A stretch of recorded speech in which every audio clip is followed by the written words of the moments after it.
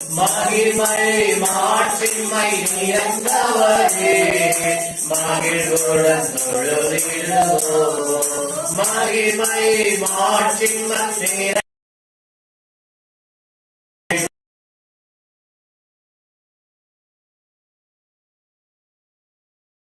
மாட்சிமை நிறைந்தவரே, மகிழ்வுடன் தொழுதிடுவோம். மகிமை மாட்சிமை நிறைந்தவரே, மகிழ்வுடன் தொழுதிடுவோம். முழுவதும் சேரா ஒளியில் வாசம் செய்பவரே, முழுவதும் சேரா ஒளியில் வாசம் செய்பவரே, ஒளியினை தந்தோரே, இதயத்தில் வாசம் செய்யும். ஒளியினை தந்தோரே, இதயத்தில் வாசம் செய்யும். மொழி நிறைவே அருள் நிறைவே எண்ணம் தொழுதிடுவோம். ஒளி நிறைவே அருள் நிறைவே எண்ணம் தொழுதிடுவோம். மகிமை மாட்சிமை நிறைந்தவரே, மகிழ்வுடன் தொழுதிடுவோம். மகிமை மாட்சிமை நிறைந்தவரே, மகிழ்வுடன் தொழுதிடுவோம். பரிசுத்த தேவனாம் இயேசுவை பரிந்தே தொழுவோம்.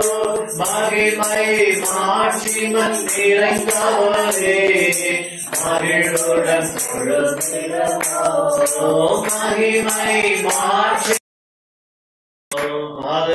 அந்த பாடலை பாடும் போதே நாம் அவரை எவ்வளவு ஆராதிக்க அவர் எவ்வளவு தகுதியானவர் என்பது இந்த பாடலின் மூலமாய் நமக்கு தெரிகிறது இல்லையா? அவர் ஞானம் நிறைந்தவர், அன்பு நிறைந்தவர், நீதி நிறைந்தவர், பரிசுத்தம் நிறைந்தவர், உயர்ந்தவர், சிறந்தவர், ஒப்பற்றவர், பாடிக்கொண்டே போகலாம். நித்தியமானவர், சாவாமை உள்ளவர் என்று சொல்லி அவர் இந்த பாடல் அவரை அப்படியாய் வர்ணிக்கிறது. அதுதான் ஆராதனை. ஹல்லேலூயா.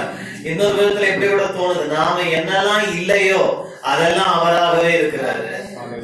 நம்மிடத்துல சில நேரத்திலே ஞானம் விளங்குவதில்லை, ஆனால் அவர் எப்பொழுதும் ஞானம் நிறைந்தவராய் இருக்கிறாரு. நம்மிடத்திலே சில நேரத்திலே நிழல் இருள் காணப்படுகிறது, ஆனால் அவர் ஒளி நிறைந்தவராய் இருக்கிறார். நம்மிடத்திலே சில நேரங்களிலே பரிசுத்த குலைச்சல் காணப்படுகிறது, ஆனால் அவர் பரிசுத்தம் உள்ளவராய் இருக்கிறார். சில நேரங்களிலே நாம சிறியவர்களை போல நடந்து கொள்கிறோம், ஆனால் எப்பொழுதும் அவர் உயர்ந்தவராக உன்னதமானவராக அவர் காணப்படுகிறார். ஹல்லேலூயா. அதுதான் ஆராதனை. Thank you Jesus. அவருடைய நாமத்தை உயர்த்துவது, அவருடைய குணாதிசயங்களை உயர்த்துவது, அவருடைய பண்புகளை உயர்த்துவது. Thank you Jesus. Hallelujah. அந்த மாலையிலே கர்த்தாவே இப்படிப்பட்ட ஒரு ஸ்லாக்கியத்தை, ஒரு பொன்னான நேரத்தை எங்களுக்கு கொடுத்திருக்கிறீரே, நாங்கள் உம்மை நன்றியோடு உம்மை துதிக்கிறோம், உம்மை ஸ்தோத்திரிக்கிறோம். Father, we worship you Lord and we glorify your precious name. Hallelujah. ஸ்தோத்திரம் ஸ்தோத்திரம் ஸ்தோத்திரம். கர்த்தாவே உம்மை ஆராதிக்கிறோம், உம்மை தொழுது கொள்ளுகிறோம் ஆண்டவரே. Thank you Jesus. Hallelujah. தொழுகிறோம் எங்கள் பிதாவே, பொழுதெல்லாம் ஆவியுடனே. தொழுகிறோம் எங்கள் பிதாவே, பொழுதெல்லாம் ஆவியுடனே. பரிசுத்த ஆவியுடனே தரிசிப்பதினால் சரணம் சரணம். பரிசுத்த ஆவியுடனே தரிசிப்பதினால் சரணம் சரணம். தொழுகிறோம் தொழுகிறோம் எங்கள் பிதாவே, பொழுதெல்லாம் ஆவியுடனே. வெண்மையும் சிவப்புமானவர், ஓர்மையே ஒருவாய் கொண்டவர். வெண்மையும் சிவப்புமானவர் உண்மையே ஒரு என்னையே வீட்டு கொண்டவர் அன்னையே இதோ சரணம் சரணம் என்னையே வீட்டு கொண்டவர் அன்னையே இதோ சரணம் சரணம் தொழுகிறோம் எங்கள் பிதாவே பொழுதெல்லாம் ஆவியோர்மையுடன் தொழுகிறோம் எங்கள் பிதாவே பொழுதெல்லாம் ஆவியோர்மையுடனே தலை தங்கமாய மாணவர் தலைமாய சொல் சொல்லானவர் தலை தங்கமாய மாணவர் தலைமாய சொல் சொல்லானவர் பதினாயிரம் பேர் சிறந்தவர் பதினாயிரம் சரணம் சரணம் பதினாயிரம் பேர் சிறந்தவர் பதினாயிரம் சரணம் சரணம் தொழுகிறோம் எங்கள் பிதாவே ஆவியோர்மையுடனே தொழுகிறோம் எங்கள் பிதாவே பொழுதெல்லாம் ஆவியோர்மையுடனே அடியவர்களே பாய்வர் கேட்டார விசாரம் அடியவர்களே அறிவு கேட்டார விசாரம் கூடி வந்தயம் கோட கோடியாய் சரணம் சரணம் கூடி வந்தயம் கோட கோடியாய் சரணம் சரணம் தொழுகிறோம் எங்கள் பிதாவே ஆவியோர்மையுடனே தொழுகிறோம் எங்கள் பிதாவே ஆவியோர்மையுடனே பார்த்திவனே சோத்ரம் கீர்த்தனம் மங்கள சோத்ரம் பார்த்திவனே சோத்ரம் கீர்த்தனம் மங்கள சோத்ரம் வாழ்க வாழ்க வாழ்க என்று அல்லேலூயா ஆமென் ஆமென் வாழ்க வாழ்க வாழ்க என்று அல்லேலூயா ஆமென் ஆமென் வாழ்க வாழ்க வாழ்க என்று அல்லேலூயா ஆமென் ஆமென் வாழ்க வாழ்க வாழ்க அல்லேலூயா ஆமென் ஆமென் வாழ்க ஆமென் வாழ்க வாழ்க வாழ்க என்று அல்லேலூயா ஆமென் ஆமென் தொழுகிறோம்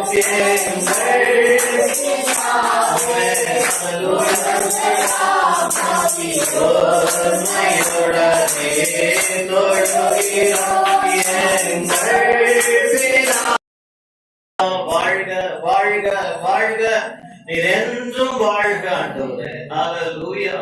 Thank you Jesus. யாரையாக நீங்க வாழ்த்தி இருக்கிறீங்களா? உலகத்துல இந்த மாலை நேரத்துல அவர்கள் எல்லாரும் இந்த உலகத்தை விட்டு கடந்து போகிறவர்கள். ஆனால் மரித்தேன், நான் இதோ சதா காலங்களிலும் உயிரோடு இருக்கிறேன் என்று சொல்லக்கூடியவர் இந்த பூலோக வானத்திலும் பூமியிலும் பூமியின் கீழங்கிலும் ஒரே ஒருவர் தான். அவர்தான் நம்முடைய ஆண்டவராகிய இயேசு கிறிஸ்து. ஹல்லேலூயா. அவரை வாழ்த்த நமக்கு நாவுகள் போதாது.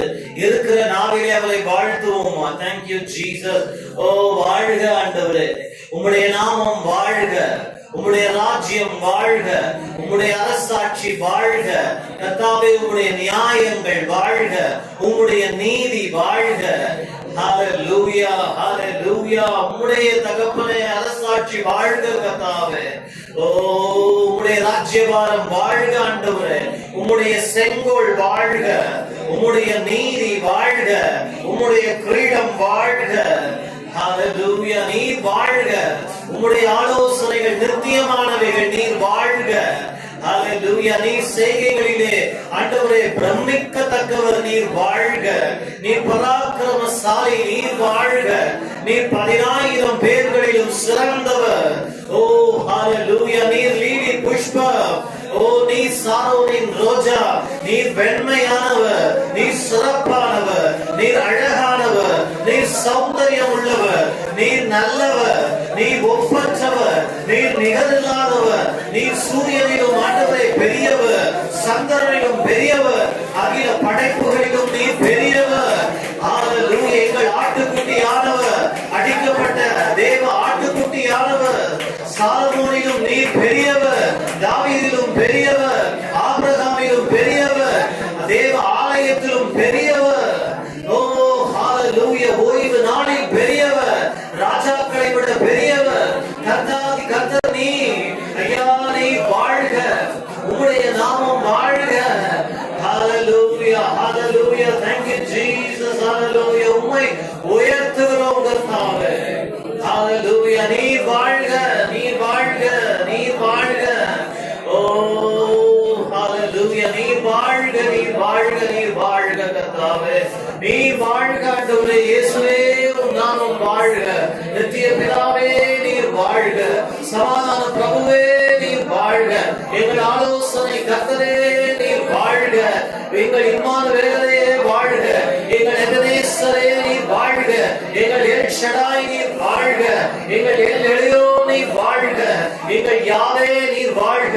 எங்கள் சர்வ அதிகாரியே நீர் வாழ்க. ஹல்லேலூயா. நீர் வாழ்க, நீர் வாழ்க, நீர் வாழ்க, நீர் வாழ்க.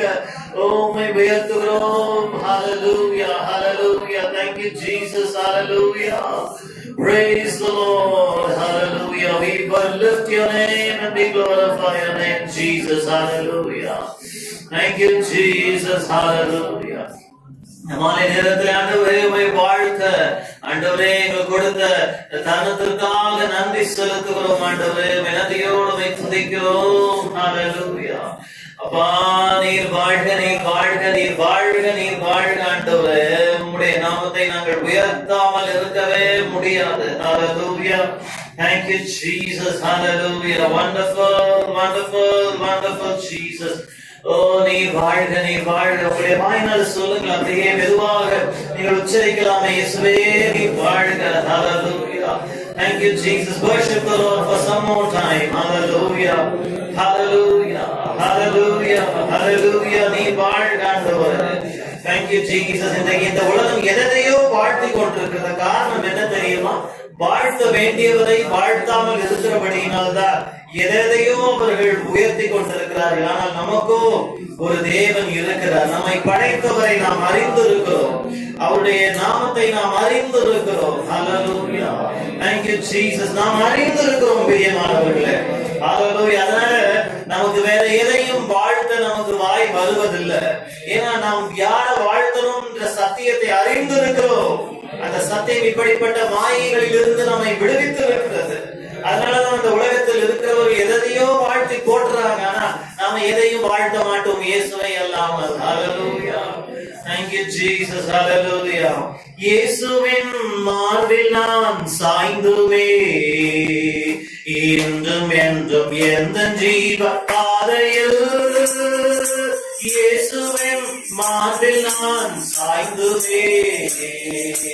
என்றும் என்றும் எந்த ஜீவ பாறையிலே பாடுகள் மறந்து நான் பாடுவேன் என் நேசரை நான் போற்றியே. பாறையிலே பாடுகள் மறந்து நான் பாடுவேன் என் நேசரை நான் போற்றியே. வாழ்த்துவேன் போற்றுவேன் உம்மை மாத்திரம் நோக்கி என்றும் ஜீவிப்பேன். அல்லேலூயா. வாழ்த்துவேன் போற்றுவேன் உம்மை மாத்திரம் நோக்கி என்றும் ஜீவிப்பேன். அல்லேலூயா. வாழ்த்துவேன் போற்றுவேன் உம்மை மாத்திரம் நோக்கி என்றும் ஜீவிப்பேன். சோதனையால் என் உள்ளம் சோர்ந்திடும், வேதனையான வேளை வந்திடும். சோதனையால் என் உள்ளம் சோர்ந்திடும், வேதனையான வேளை வந்திடும். என் மனவாரம் எல்லாம் மாறிடும், தாங்கிடுவை என்றும் என்னை தாங்கிடும். என் மனவாரம் எல்லாம் மாறிடும், தாங்கிடுவை என்றும் என்னை தாங்கிடும். வாழ்த்துவேன் உம்மை மாத்திரம் நோக்கி என்று ஜீவிப்பேன். அல்லேலூயா. எஸ் அல்லேலூயா.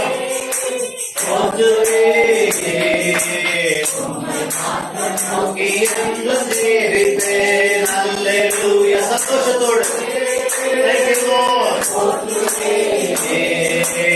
உம்மை மாத்திரம் நோக்கி என்று ஜீவிப்பேன். அல்லேலூயா. வாழ்த்துவேன்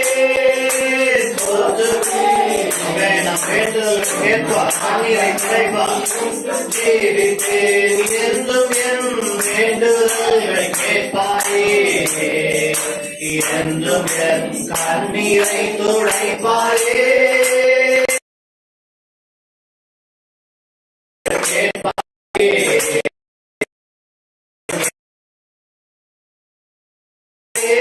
ஏழையன் கஷ்டம் யாவும் நீங்கியே, இயேசுவோடு சேர்ந்து நித்தம் வாழுவேன். ஏழையன் கஷ்டம் யாவும் நீங்கியே, இயேசுவோடு சேர்ந்து வாழுவேன். ஏழையன் கஷ்டம் யாவும் நீங்கியே, இயேசுவோடு சேர்ந்து நித்தம் வாழுவேன். ஏழையன் கஷ்டம் யாவும் நீங்கியே, இயேசுவோடு சேர்ந்து நித்தம் வாழுவேன். வாழ்த்துவேன் போற்றுவேன் உம்மை மாத்திரம் நோக்கி என்றும் ஜீவிப்பேன். அல்லேலூயா. வாழ்த்துவேன் போற்றுவேன் உம்மை மாத்திரம் நோக்கி என்றுமே உரை வாழ்த்து.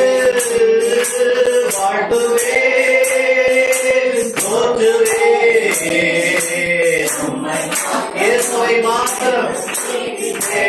அல்லேலூயா. வாழ்த்துவேன் போற்றுவேன் உம்மை மாத்திரம் நோக்கி என்றும் ஜீவிப்பேன்.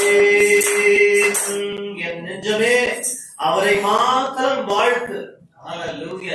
இந்த காரியம் உங்க இதயத்துல ஆழமா பதிஞ்சிடட்டும். நாம் இந்த உலகத்துல யாரையும் வாழ்த்தவே வேண்டாங்க.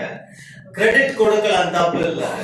அவர்களுக்குரிய சேர வேண்டிய நன்மதிப்பை கொடுக்கும்படி வேதம் சொல்லுகிறது. ஆனால் வாழ்த்துதலுக்குரியவர் ஒருவர் மாத்திரம் தான். அல்லேலூயா. அப்ரிஷியேட் பண்ணலாம், தப்பு இல்லை. என்கரேஜ் பண்ணலாம், தப்பு இல்லை. ஆனா வாழ்த்துதலுக்குரியவர், ஆல் ஹெயில் என்று சொல்லக்கூடிய ஒரே ஒருவர் மாத்திரம் தான், நம்முடைய ஆண்டவராகிய இயேசு கிறிஸ்து தான். எங்கள் பரலோக பிதாவே, இப்படிப்பட்ட சத்தியத்திற்கு எங்கள் கண்களை நீர் திறந்திருக்கிறீரே, நன்றியோடு உம்மை துதிக்கிறோம், உம்மை ஸ்தோத்திரிக்கிறோம். இந்த மாலை நேரத்திலும் பலவிதமான கஷ்ட நஷ்டங்கள், பலவிதமான உபத்திரவங்கள், மன உளைச்சலோடு உடைய பிள்ளைகள் இந்த வார்த்தையை கேட்கும் பொழுது ஒரு புத்துணர்வு இந்த வார்த்தையின் மூலமாக ஒரு புத்துயிர், ஆண்டவரே, ஒரு உயிர் மீட்சி அவர்களுக்கு உண்டாவதாக என்று நான் ஜெபிக்கிறேன். தடைகள் எல்லாம் இயேசுவின் நாமத்தினாலே அகற்றுகிறோம். தொடர்ந்து தேவாவியானவர் கிரியை செய்யும். இயேசு கிறிஸ்துவின் நாமத்தில் ஜெபிக்கிறோம் பிதாவே. ஆமென். ஹல்லேலூயா. எசேக்கியேல் தீர்க்கதரிசன புத்தகத்திற்கு நேராக இந்த வேதாகமத்தை திருப்பிக் கொள்ளலாம். 36ஆம் அதிகாரம். The book of prophet Ezekiel chapter 36 verses 9, 10 and 11. 36ஆம் அதிகாரம் 9 இலிருந்து 11ஆம் வசனம் வரைக்கும். இதோ நான் உங்கள் பட்சத்திலிருந்து இதோ நான் உங்கள் பட்சத்தில் உங்களை நான் உங்கள் மேல் இஸ்ரவேல் வம்சமாகிய மனுஷர் யாவரையும் வர்த்திக்க பண்ணுவேன். இஸ்ரவேல் வம்சத்தார் யாவரையும் வர்த்திக்க பண்ணுவேன். பட்டணங்கள் குடியேற்றப்படும். அவாந்தரமான ஸ்தலங்கள் கட்டப்படும். உங்கள் மேல் மனுஷரையும் மிருக ஜீவன்களையும் பெருகி பலுகும்படி வர்த்திக்க பண்ணுவேன். பூர்வ நாட்களில் நீங்கள் இருந்த நிலைமையில் நான் உங்களை ஸ்தாபித்து உங்கள் முந்தின சீரை பார்க்கிலும் உங்களுக்கு நற்சீர் உண்டாகச் செய்வேன். உங்கள் முந்தின சீரை பார்க்கிலும் உங்களுக்கு நற்சீர் உண்டாக பண்ணுவேன். அதனால் நான் கர்த்தர் என்பதை நீங்கள் அறிந்து கொள்வீர்கள். இதுதான் கர்த்தராகிய தேவன் நம் மத்தியிலே வைக்க விரும்புகிற வார்த்தைகள். எப்படி முடிகிறது பாருங்க, எப்படி தொடங்குகிறது பாருங்க. அவர் சொல்லுகிறார், நான் உங்கள் பட்சத்தில் இருக்கிறேன், பட்சத்தில் இருந்து உங்களை கண்ணோக்குகிறேன். நீங்கள் பண்படுத்தப்பட்டு உழப்பட்டு விதைக்கப்படுவீர்கள். உங்கள் மேல் நான் மனுஷரையும் மிருக ஜீவன்களையும் வர்த்திக்கப்படுவேன். அவாந்தர வெளிகள் கட்டப்படும். மறுபடியும் அவர் சொல்லுகிறார், என்ன பண்றார், உங்கள் மனுஷரையும் மிருகங்களையும் பெருக பண்ணி கணிதரும் காலங்களை கர்த்தர் வாக்கு பண்ணுகிறார். அது மாத்திரமல்ல, உங்கள் பூர்வ நிலைமையில் உங்களை ஸ்தாபிக்க பண்ணி உங்கள் முந்தின சீரை பார்க்கிலும் நற்சீர் பொருந்த பண்ணுவேன். And I will do better unto you than at your beginnings. The best is yet to come. அதுதான் இந்த மாலையிலே தேவனுடைய வார்த்தை செய்தியினுடைய தலைப்பு. The best is yet to come. சிறப்பானது நமக்கு இன்னும் வைக்கப்பட்டிருக்கிறது. அல்லேலூயா. சிறப்பான ஒரு வாழ்க்கை, விசேஷமான வாழ்க்கை நமக்கு இன்னும் எதிரிலே இருக்கிறது என்பதை தான் இந்த வசனத்தினுடைய சாராம்சம் நமக்கு போதிக்கிறது. எசேக்கியேல் தீர்க்கதரிசியின் மூலமாய் மலைகளுக்கு பல தீர்க்க தரிசனங்கள் உரைக்கப்பட்டிருக்கிறது. இதற்கு பிந்தின காரியங்களிலே நீங்கள் வாசிக்கும் பொழுது அதிகாரங்களிலே உலர்ந்த எலும்புகளின் பள்ளத்தாக்கிலே கொண்டு போய் கர்த்தர் அவனை நிறுத்துகிறார். அது மாத்திரமல்ல, தேவன் இப்படி அவனை வித்தியாசமான இடங்களில் நிறுத்தி வித்தியாசமான தீர்க்க தரிசன வார்த்தைகளை கொடுக்கிறார். இங்கே இஸ்ரவேல் மலைகளை பார்த்தவன் தீர்க்க தரிசனம் உரைக்கும்படி சொல்லுகிறான். ஏன் அப்படி கர்த்தர் சொல்லுகிறார்? ஏன்னு சொன்னா, இஸ்ரவேல் தேசம் இப்பொழுது சிறைப்பட்டு போனபடியினால் பாழாய் போய் கிடக்கிறது. எல்லாம் நிர்மூலமாகி உடைந்து சுக்கு நூறாய் சுட்டரிக்கப்பட்டு தேசம் வெறுமையாய் காணப்படுகிறது. முந்தி சாலமோன் காலத்திலே, ராஜாக்கள் காலத்திலே இருந்த மகிமை எல்லாம் கடந்து போய்விட்டது. தேவாலயம் இடிக்கப்பட்ட நிலைமையிலே, சுவரெல்லாம் உடைக்கப்பட்ட நிலைமையிலே தேசம் மகா மோசமான ஒரு காலகட்டத்தின் வழியாய் கடந்து போய் கொண்டிருக்கிறது. ஏன் இந்த தீர்க்கதரிசியாகிய எசேக்கியேலும் கூட சொந்த தாய் நாட்டில் இல்லை, பாபிலோனிலே ஒரு அகதியாக, ஒரு கைதியாக, ஒரு பிணை கைதியாக கொண்டு போகப்பட்டவர்களில் ஒருவனாக அங்கிருந்து ஒரு தீர்க்க தரிசனம் உரைக்கிறான். யோசித்து பாருங்க, எங்கிருந்து உரைக்கிறான்? நல்ல பேலஸ்ல உட்கார்ந்து கொண்டு அரண்மனை வாழ்க்கை வாழ்ந்து கொண்டு அல்ல, அவன் சிறையாய் கொண்டு போகப்பட்டவர்களோடு கூட. ஒரு சங்கீதத்தில் இப்படியாய் சொல்லப்பட்டிருக்கிறது, அங்கிருக்கும் அலரி செடிகளின் மேல் எங்கள் கிண்ணறங்களை நாங்கள் தூக்கி வைத்தோம், புறஜாதியார்கள் உங்கள் கர்த்தருடைய பாட்டுகளில் ஒன்றை எங்களுக்கு கீதங்களை பாடுங்கள், இசையுங்கள் என்று சொல்லுகிறார்கள். ஆனால் புறஜாதியார் மத்தியில் உங்களுடைய பாடலை நாங்கள் எப்படி பாடுவது? தெற்கத்தி வெள்ளத்தை திருப்புவது போல தேவரீ எங்கள் சிறையிருப்பை திருப்பும் அருமையான ஒரு சங்கீதம் ஒன்று சொல்லப்படுகிறது. இந்த சங்கீதம் அங்கிருந்து பாடினது. நான் என்ன சொல்ல வரேன்னா, ஒரு மோசமான சூழ்நிலையில என்ன அருமையான தீர்க்க தரிசன வார்த்தை ஆண்டவர் எசேக்கியேல் மூலமாய் பேசுகிறார் பாருங்க. இந்த மாலை நேரத்திலே இதை பேசுகிற நானும், இதை கேட்கிற நீங்களும் மோசமான நிலைமையிலே இருக்கலாம். எல்லாம் நமக்கு எதிராய் போய் கொண்டிருக்கலாம், அல்லது இம்ப்ரூவ் ஆக வேண்டிய, டெவலப் ஆக வேண்டிய விஷயங்கள், சீர்பட வேண்டிய, சபைப்பட வேண்டிய விஷயங்கள் நம் வாழ்க்கையிலே இருக்கலாம். ஆனால் இந்த மாலை நேரத்துல அதையெல்லாம் எப்படி நடக்க போகிறதுன்னு சொன்னா, சூழ்நிலைகள் எப்படி இருந்தாலும் அதன் மத்தியிலே கர்த்தர் என்ன உரைக்கிறார் என்ற வார்த்தைக்கு நாம் செவி சாய்க்கும் பொழுது, அதை விசுவாசிக்கும் பொழுது, நம்முடைய சூழ்நிலை எதுவாக இருந்தாலும் அந்த வார்த்தைக்கு ஏற்றாற்போல் அது மாறிவிடுகிறது. இந்த மாலையிலே இந்த வார்த்தையை நீங்கள் விசுவாசிப்பீர்கள் என்று நான் நம்புகிறேன். இதை நீங்கள் விசுவாசிக்கும் பொழுது உங்களுடைய வாழ்க்கை எப்படிப்பட்ட நிலைமையில் இருந்தாலும் கர்த்தர் உங்களுடைய முந்தின வாழ்க்கையை விட இனி வரப்போகும் வாழ்க்கையை பிரமாதமானதாக, சிறப்பானதாக, பொருந்தினதாய் கர்த்தர் மாற்ற அவர் வல்லவராய் இருக்கிறார்.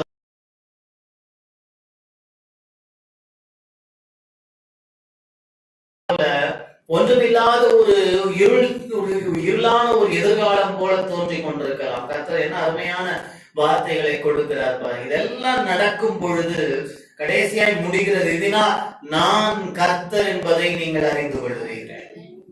ஏன்பா இதெல்லாம் செய்கிறீர்கள்னு சொன்னா, நான் கர்த்தர் என்பதை நீங்கள் அறிந்து கொள்வீர்கள். அப்ப இதெல்லாம் கர்த்தர் பேசி நிறைவேற்றும் பொழுது நமக்கு என்ன கிடைக்கிறதுன்னு சொன்னா, எக்ஸ்பீரியன்ஷியல் நாலேஜ் of God. தேவனை குறித்து ஒரு அனுபவம், நமக்கு அனுபவபூர்வமான அறிவு, ஞானம் கிடைக்கிறது.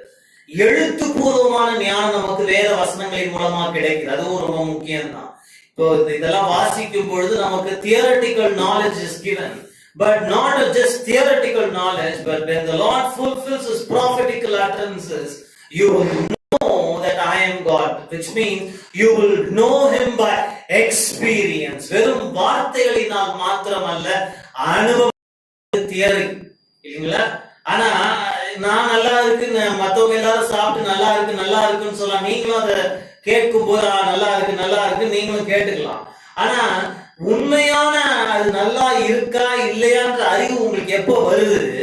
அதை நீங்கள் வாங்கி புசிக்கும் பொழுது. அதே மாதிரிதான் கர்த்தர் நல்லவர் என்பதை நீங்கள் ருசி பார்க்கும் பொழுதுதான் அந்த அனுபவபூர்வமான அறிவு உங்களுக்கு கிடைக்கிறது. என்ன கருமையானவர்களே, தியரட்டிக்கல் நாலேஜை யாராவது ஆர்கியூ பண்ணலாம், ஆனா அனுபவபூர்வமான எக்ஸ்பீரியன்ஷியல் நாலேஜை யாரும் என்ன செய்ய முடியாது, ஆர்கியூ பண்ணி உங்களை அதுல இருந்து விதண்டாவாதம் பேசி உங்களை வெளியே இழுக்கவே முடியாது. ஏன்னா நீங்க சொல்லுவீங்க, நானே அனுபவிச்சிருக்கேன், என்னுடைய பர்சனல் எக்ஸ்பீரியன்ஸ் இது அப்படின்னு சொல்லும் போது எல்லாரும் என்ன செய்யறது, யாருமே உங்களுக்கு எதிர் பேச்சு பேச முடியாது. நான் கர்த்தர் நல்லவர், என் வாழ்க்கையை சிறப்பான வேலை செய்திருக்கிறார் என்பதை நான் அறிந்திருக்கிறேன் சொல்லும் பொழுது, இது ஏட்டு சுரக்கா இல்ல, இது அனுபவம், இது அனுபவம் என்று தெரிந்து கொள்ளும் பொழுது தேவனுடைய நாமம் மகிமைப்பட போகும். அதைதான் நாம் இன்றைக்கு இதில் மாத்திரம் அல்ல பிரியமானவர்கள், நம்முடைய வாழ்க்கையிலே கர்த்தர் பேசும் எல்லா விஷயங்களின் மூலமாகவும் நமக்கு தியரட்டிக்கல் நாலேஜ், வேதாந்த அறிவும் கொடுக்கப்படுகிறது. அதே நேரத்தில் அது நிறைவேறும் பொழுது அவரை அனுபவிக்கிறோம். அதுதான் மேலான ஒரு அனுபவம். அவர் என்ன பண்ண போறீங்க? அனுபவிக்க போகிறீர்கள். அவர்களை நீங்கள் அனுபவிக்கும் பொழுதுதான் உங்கள் வாழ்க்கை சிறப்பானதாக, செம்மையானதாக மாறுகிறது. அதைதான் கர்த்தர் இந்த வார்த்தையின் மூலமாய் நம்மோடு கூட பேசுகிறார். இங்கே கர்த்தர் உங்கள் பட்சத்தில் இருந்து உங்களை கண்ணோக்கி பார்த்து உங்களை உழுது உங்களை பண்படுத்துகிறார். அப்படின்னா இதெல்லாம் என்னத்தை காட்டுது தெரியுமா? இந்த நாட்கள்ல உங்களை கர்த்தர் ஆயத்தப்படுத்துகிறேன்னு கர்த்தர் சொல்றாரு, பண்படுத்துறாரு, உழுறாரு, அப்புறம் விதைக்கிறாரு. எதுக்கு முன்னாடி அதுக்கப்புறம் தான் வசனங்கள் வருது. உன் முந்தின சீரை பார்க்கிலும் உன் பிந்தின சீர் நற்சீர் பொருந்த பண்ணுவேன்னு சொல்ற வார்த்தை எப்ப வருது? கடைசியா தான் வருது.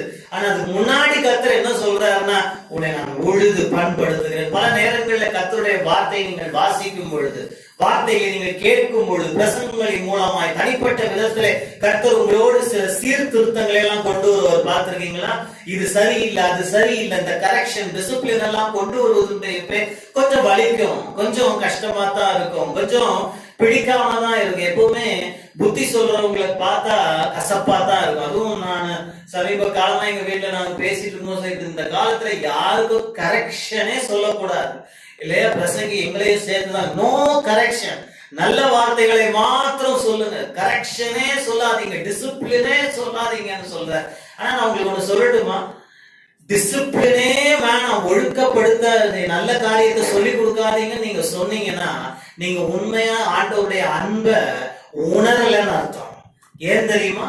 தகப்பன் தான் சிநேகிக்கிற பிள்ளையை ஏற்கனவே சிட்சிக்கிறார். Hallelujah. The Lord chastens whom he loves. அதனால அடுத்த தடவை உங்களுடைய போதகர், உங்களுடைய ஊழியக்காரர், உங்களை நடத்துகிறவர்கள் உங்களுக்கு நல் புத்தி, நல்ல ஆலோசனைகளை கொடுத்து உங்கள் வாழ்க்கையை செம்மைப்படுத்தும் பொழுது அவங்க மேல கோச்சிக்காதீங்க. நிறைய பேர் கோபம் வருது இல்லையா? நல்லது மாத்திரம் சொல்லுங்க, ஜெபம் மாத்திரம் பண்ணுங்க, எங்களை ஆவிக்குள்ள மாத்திரம் நடத்துங்க, ஆனா இதை செய்யாத, அதை பண்ணாத, இதை செய்யக்கூடாது, அதை செய்யக்கூடாது என்ன பண்ணாதீங்க, சொல்லாதீங்கன்னு சொல்றீங்க. எனக்கு அருமையானவர்களே, அது உண்மையான அன்பின் ஆழம் கிடையாது. எங்களை எல்லாம் நடத்தின ஊழியக்காரர்களை எல்லாம் நினைத்து கர்த்தரை இன்றைக்கும் ஸ்தோத்திரிக்கிறேன். இந்த மாதிரி எல்லாம் செய்திகள், இந்த மாதிரி எல்லாம் பக்குவமா எடுத்து சொல்ல மாட்டாங்க. ஒரு தடவை சொன்னா ஊழியக்காரர்கள் சொன்ன வார்த்தையை ஏற்றுக்கொள்ள வேண்டும், இல்லாட்டி கொட்டுதான் விழும். I like that old school fashion. அது ரொம்ப நல்லதுதான். இன்றைக்கு எல்லாம் மாறிக்கொண்டு வர்றதுனால சபையும் ஊழியமும் கூட அதுக்கு ஏற்றா போல மாறணும்னு நினைக்கிறாங்க. நான் சொல்றேன், நான் மெத்தடாலஜியை வேணா மாத்திக்கிறேன், ஆனா மெசேஜை நான் மாத்த மாட்டேன். செய்தியினால் மாற்ற முடியாது.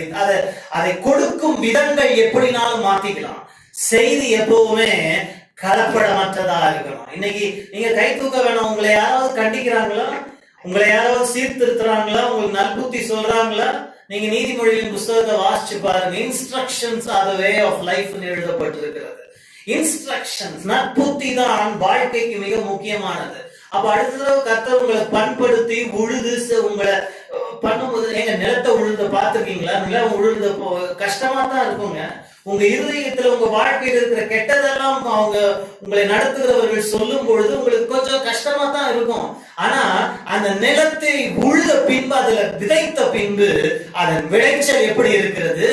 பிரமாதமா இருக்கிறது. இன்னைக்கு நீ பிரமாதமான வாழ்க்கையை எதிர்பார்ப்பாயானால் உன்மேல் ஆளுகை உள்ள உன்னை நடத்துகிறவர்களுக்கு நீ அடங்கி நீ ஒப்பு கொடுக்கும் பொழுது, நான் சொல்லுகிறேன், சங்கீதக்காரனாகிய தாவீது மிக அழகாய் சொல்லுகிறார், நீதிமான் தயவாய் என்னை கூட்டட்டும், அது என் தலைக்கு என்னை போல இருக்கிறது. ஹல்லேலூயா. எங்க இன்னைக்கு பேரண்ட்ஸே பிள்ளைகளை அடிக்க முடியாத சூழ்நிலையில இருக்கு இல்லையா? போதகர்கள் எங்க இருந்து கூட்டுறது? ஆனா தாவீது சொல்றான், நீதிமான் என்னை கூட்டட்டும், நீதிமான் என்ன பண்ணட்டும், என்னை தயவாய் கூட்டட்டும், அது என் தலைக்கு எப்படி இருக்கு? என்னை போல இருக்கிறது. கோவித்துக் கொள்ளாதீங்க இல்லையா? ரொம்ப உடனே டோன்ட் கெட் அஃபெண்டட். கர்த்தர் உங்களை நேசிக்கிறார். நீ தவறான வழியிலே போய்விடக் கூடாது, மற்றவர்களை போல இந்த சமுதாயத்திலே நீ சீர்கெட்டு விடக்கூடாது என்பதற்காக தான் கர்த்தர் சில நேரங்களிலே உன்னை உழுகிறார். இப்ப கூட சில பேர் யோசிக்கலாம், நல்ல வார்த்தையை ஆரம்பிச்சுட்டு ஏன் இப்ப இதை பத்தி பேசுறீங்க? நான் இதை சொல்லித்தான் ஆகணும் இல்லையா? கரெக்ஷன் அதுதான் பாருங்க. நட்சி பொருந்த பண்ணுவேன்றது கடைசியில தான் வருது. ஆனா கர்த்தர் எப்படி ஆரம்பிக்கிறார்? உழுவேன், பண்படுத்துவேன்றாரு. அப்ப இந்த மாதிரி வார்த்தையை கேட்கும் பொழுது சில பொருந்தாத, உங்களுக்கு ஏற்புடையாத பரிசுத்த குலைச்சல் உண்டாகும் கெட்ட விஷயங்களை குறித்து கர்த்தர் உழும் பொழுது கோச்சிக்காதீங்க. நீங்க அப்ப என்ன பண்ணணும்? ஆண்டவரே, நீரை நேசிக்கிறபடினால் நீர் என்ன பண்ணுகிறீர்கள்? சிட்சிக்கிறீர். ஹல்லேலூயா. இப்பதான் நீங்க ஆண்டவருடைய அன்பு அதிகமா உணர்றீங்க. ஏன்னா தகப்பன் தான் சிநேகிக்கிற பிள்ளையெல்லாம் என்ன பண்றானா? சிட்சிக்கிறான் என்று வேதம் சொல்லுகிறது. ஆண்டவர் உங்களை எவ்வளவு நேசிக்கிறார் பாருங்க இல்லையா? இன்னைக்கு இருக்கிற பிள்ளைகளுக்கு கூட நான் சொல்ல விரும்புகிற விஷயம் அதுதான். உன் பெற்றோர்களுக்கு என்ன பண்ணுங்க, உங்களை சீர்திருத்தும் பொழுது, உங்களை டிசிப்ளின் பண்ணும் பொழுது சோர்ந்து போகாதீங்க இல்லையா? பெற்றோர்களோடு கோவித்துக் கொள்ளாதீங்கன்னு வேதம் சொல்லுது. நம்ம எல்லாம் அதெல்லாம் கடந்துதான் வந்துருக்கணும். அதாவது கோச்சிக்காதீங்கன்னு சொல்லுது, அப்செட் ஆகாதீங்கன்னு சொல்ல. அப்செட் ஆகல, ஆனா நீங்க ஒரு நிமிஷம் உட்கார்ந்து யோசிப்பீர்களேனா, நான் சொல்லுறேன், உங்கள் பெற்றோர் உங்களுடைய நன்மைக்காக உங்களை சீர்திருத்துகிறார்கள் என்பதை நீங்கள் இப்பொழுது புரிந்து கொள்ள மாட்டீர்கள். முடிவிலே அது விளங்கும் என்று எழுதப்பட்டிருக்கிறது. பிள்ளையானவனை நடத்த வேண்டிய வழியிலே நடத்து. அவன் அதை என்ன செய்ய மாட்டான்? முதல் வயதிலும் விட மாட்டான். நான் உங்களுக்கு இந்த செய்தியை விட்டுட்டு அப்படியே ஆஃப் ட்ராக் போய் நிறைய விஷயங்களை நான் சொல்ல முடியும். ஊழியத்தின் பாதையில் பல பெற்றோருடைய ரத்த கண்ணீரை நான் பார்த்து கொண்டு இருக்கிறேன். காரணம் என்ன தெரியுமா? பிள்ளைகளை வளர்க்க வேண்டிய நேரத்திலே, சீர்படுத்த வேண்டிய நேரத்திலே, சொல்லிக் கொடுக்க வேண்டியதை சொல்லிக் கொடுக்காமல், நான் சொல்றது இயேசு அறியாதவங்களை பத்தி இல்ல, அறிந்தவர்களை பத்தி, நல்ல கிறிஸ்தவர்களை பத்தி சொல்லுகிறேன். பிள்ளைகளை விட வேண்டிய இஷ்டத்துக்கு செல்லத்தை கொடுத்து, இஷ்டத்துக்கு அவர்கள் விட்டுட்டு அதுக்கப்புறம் என்ன சொல்றாங்கன்னா, நான் ஜெபம் பண்ணி என் பிள்ளையை சரியாக்கிடுவேன், நீ உன்னை ஏமாற்றி கொள்ளுகிறாய். That is not the way. Correction is the way. Correction is the way. உன் பிள்ளை ரட்சிக்கப்படும் கேரண்டி கிடையாது. அது கர்த்தர் அப்படி நம்மள நடத்தல. நீ நடத்த வேண்டிய வழியிலே உன்னை பிள்ளைய என்ன பண்ண நடத்த. அந்த பிள்ளை என்ன செய்யும்? இது ஆவிக்குரிய பிள்ளைகளுக்கும் பொருந்தும், உங்களுக்கு பெற்றெடுத்த பிள்ளைகளுக்கும் போதும். பிள்ளைகளும் என்ன செய்ய வேண்டாம்? உங்களுடைய பேரண்ட்ஸை பார்த்து கோவித்துக் கொள்ள வேண்டாம். உழ வேண்டிய நேரத்துல உழுதாதான். நீங்க தான் உங்க தாய் தகப்பனுக்கு நிலம். உங்களை ஒரு உழும் பொழுது கொஞ்சம் கஷ்டமா இருந்தாலும் சீர்திருத்தம் பிற்காலத்திலே அருமையான விளைச்சலை கொண்டு வரும் பொழுது, நான் சொல்றேன், உலகத்தில் இருக்கிற சபைகள், உன் நண்பர்கள், உன்னுடைய சமுதாயத்தில் இருக்கிறவங்க, கூட பாக்குறவங்க உன்னை பார்த்து சொல்லுவாங்க, நீ ரொம்ப வித்தியாசமா இருக்கிறிய, இல்லையா உன்னுடைய வாழ்க்கை ரொம்ப ஆசீர்வாதமா இருக்கேன்னு சொல்லும் பொழுது, அந்த நேரத்துல நீ 2 பேரை நினைப்ப. உன்னை சிருஷ்டித்தவரை நினைப்ப, அதுக்கப்புறம் உன்னை நடத்தினவர்களை நினைப்ப. நீ சொல்லுவ, அவர்கள் என்னை நடத்தினபடியினால் இன்றைக்கு நான் என்ன எப்படி இருக்கிறேன்? ஆசீர்வாதமாய். தன் இஷ்டத்திற்கு விடப்பட்ட பிள்ளை தன் தாய்க்கு லட்சையும் தன் தகப்பனுக்கு நிந்தையும் உண்டாக்குகிற பிள்ளை என்று வேதம் சொல்லுகிறது. அப்படிப்பட்ட ஆவிக்குரியவர்களாய் நாம் போகாதபடிக்குதான் கர்த்தர் என்ன பண்றாரு? நம்மை உழுகிறாரு. சபையிலும் சரி, ஊழியத்திலும் சரி, என்மேலும் விழுந்த, எல்லார் மேலும் விழுந்த கடமை சீர்திருத்தம் என்பது கொண்டு வர வேண்டும். பவுலடிகள் பிரசங்கிக்கும் பொழுது சொல்லுகிறார், தீமோத்தேயுவே, ஆதலால் கடிந்து கொண்டு புத்தி சொல்லு. கடிந்து கொண்டு புத்தி சொல்லு. Rebuke and reprove and correct. Correction has to be brought in the church, brought in the ministry. இல்ல சீர்திருத்தம் இல்லாவிட்டா, தீர்க்கதரிசன ஊழியத்திலையும் சீர்திருத்தம் மிக முக்கியமானது. ஒரு தீர்க்கதரிசியினுடைய வேலை வெறும் ஆற்றி தேற்றி பலப்படுத்துவது மாத்திரமல்ல, சீர்திருத்தத்தை. நான் விசுவாசிக்கிறேன், இந்த வெள்ளிக்கிழமை கூட்டத்தில் இந்த செய்தியை கேட்டுக்கொண்டிருக்கிற நீங்கள் ஒவ்வொருவரும் கர்த்தர் சீர்திருத்தபடினா உங்களை ஆண்டவர் அதிகமா நேசிக்கிறாரு. நீங்க அதுக்காக சந்தோஷப்படணும். ஹல்லேலூயா. உங்களை ஆண்டவர் ரொம்ப நேசிக்கிறாரு. அதனால உங்களை கெட்ட வழியில போகாதபடிக்கு, பிசாசானவன் உங்களை கவி கொண்டு போகாதபடி கர்த்தர் உங்களை சீர்படுத்துகிற அடுத்த விஷயங்களை நாம் பார்க்க போகலாம். வேதம் சொல்றது, அவாந்தர வழிகள் எல்லாம் கட்டப்படும். பாருங்க, உழுது முடிச்ச உடனே கர்த்தர் என்ன பண்றாரு? பட்டணத்தை சீர்படுத்துகிறார். இயேசு சொன்னார், நீதான் அந்த பட்டணம். ஹல்லேலூயா. எத்தனை பேர் விசுவாசிக்கிறீங்க? மலையின் மேல் உள்ள ஒரு பட்டணம் போல கர்த்தர் வைத்திருக்கிறார். ஆனா அந்த பட்டணம் சில நேரங்களிலே அவாந்தரம்னு சொல்லும் போது ரொம்ப டேமேஜா கிடக்குது, இல்லையா, உடைந்து போய் சீர்குலைந்து போய் கிடைக்கிறது. ஆனால் கர்த்தர் சொல்லுகிறார், அவாந்தரமான இடங்கள் எல்லாம் கட்டி எழுப்பப்படும். இன்னைக்கு உன் வாழ்க்கையின் எந்த இடம் அவாந்தரமாய் கிடக்குது? ஒருவேளை உன் குடும்பம் அவாந்தரமா இருக்கா? உன்னுடைய தனிப்பட்ட வாழ்க்கை அவாந்தரமா இருக்கா? உன் ஜெப வாழ்க்கை அவாந்தரமா இருக்கிறதா? உன் ஆவிக்குரிய வாழ்க்கை அவாந்தரமா இருக்கிறதா? கர்த்தருடைய வார்த்தை சொல்லுகிறது, நான் உன்னை உழுவேனே, ஆனால் அதற்கு அப்புறம் நான் எங்க கை வைப்பேனா, உன்னுடைய விசுவாச வாழ்க்கையை நான் கட்டி எழுப்புவேன். பல நேரங்களில் இந்த விசுவாசம் தான் என்ன செய்கிறது தெரியுமா? அவாந்தரமாய் மாறிவிடுகிறது. அவாந்தரம்னு சொல்லும் பொழுது டேமேஜ், ரூவன்ஸ், இல்லையா, அதாவது உடைக்கப்பட்ட ஒரு சீர்குலைந்த ஒரு வெறுமையான நிலைதான் அவாந்தரம். பல நேரங்களில் விசுவாசம் அப்படிதான் போய்விடுகிறது. அதனாலதான் ஆண்டவர் நம்மை விசுவாசத்தை காத்துக்கொள்ள சொல்றார். அவாந்தர காரியங்களை தேவன் கட்டி எழுப்புவார். அதுக்கப்புறமா தான் ஆண்டவர் சொல்றார், 11ஆம் வசனத்தில் வாசிக்கும் பொழுது, உண்மையில் மனுஷரையும் மிருக ஜீவன்களையும் பெருக பண்ண. பாத்தீங்களா? இன்னைக்கு நீ உனக்கு யாரும் இல்லைன்னு நினைச்சிட்டு இருக்கலாம். ஆண்டவர் சொல்றாரு, நான் உன்னை உழுது உன்னை கட்டி எழுப்பும் பொழுது உனக்கு யாரெல்லாம் கொடுப்பேன் தெரியுமா? மனுஷரையும் மிருக ஜீவன்களையும் கத்த தருவார். ஹல்லேலூயா. அவங்க காலத்துல மிருக ஜீவன்கள் என்பது எதை குறிக்கிறது? பொருளாதாரத்தை குறிக்கிறது.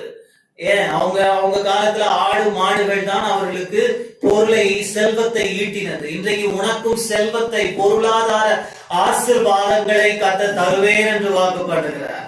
உன்மேல் மனுஷரையும் மிருக ஜீவன்களையும். அவங்க எல்லாம் ஈசாக்கு என்னெல்லாம் வச்சிருந்தா அவங்களுக்கு தெரியும் இல்லையா? ஆடு மாடு ஒட்டகம் கழுதைகள் கோவேறு கழுதை, சிலதெல்லாம் நமக்கு என்னன்னே தெரியாது, குதிரைகள் எல்லாம் இருந்தது. எல்லாம் வச்சு என்ன பண்ணாங்க? Their livestock was their investment. இல்லையா? அதை கொண்டுதான் அவர்கள் வாழ்ந்தார்கள். அதெல்லாம் நான் இப்ப பேச எனக்கு நேரம் இல்லை. நீதிமொழிகள் சொல்லுகிறது, ஆட்டுப்பால் உங்கள் ஆகாரத்துக்கு, வெள்ளாட்டுப்பால் உங்களுடைய வேலைக்காரிகளின் பிழைப்புக்கு, நிலம் வாங்கத்தக்க கிரயத்தை கொடுக்கும், உடுப்பையும் வஸ்திரத்தையும் கொடுக்கும், குளிரிலிருந்து உன்னை தப்புவிக்கும். அப்போ மிருகங்கள் எவ்வளவு பயனுள்ளதாய் கர்த்தர் மாற்றுகிறார். அப்ப நான் என்ன விசுவாசிக்கிறேன்னா, மனுஷரையும் தருவார்.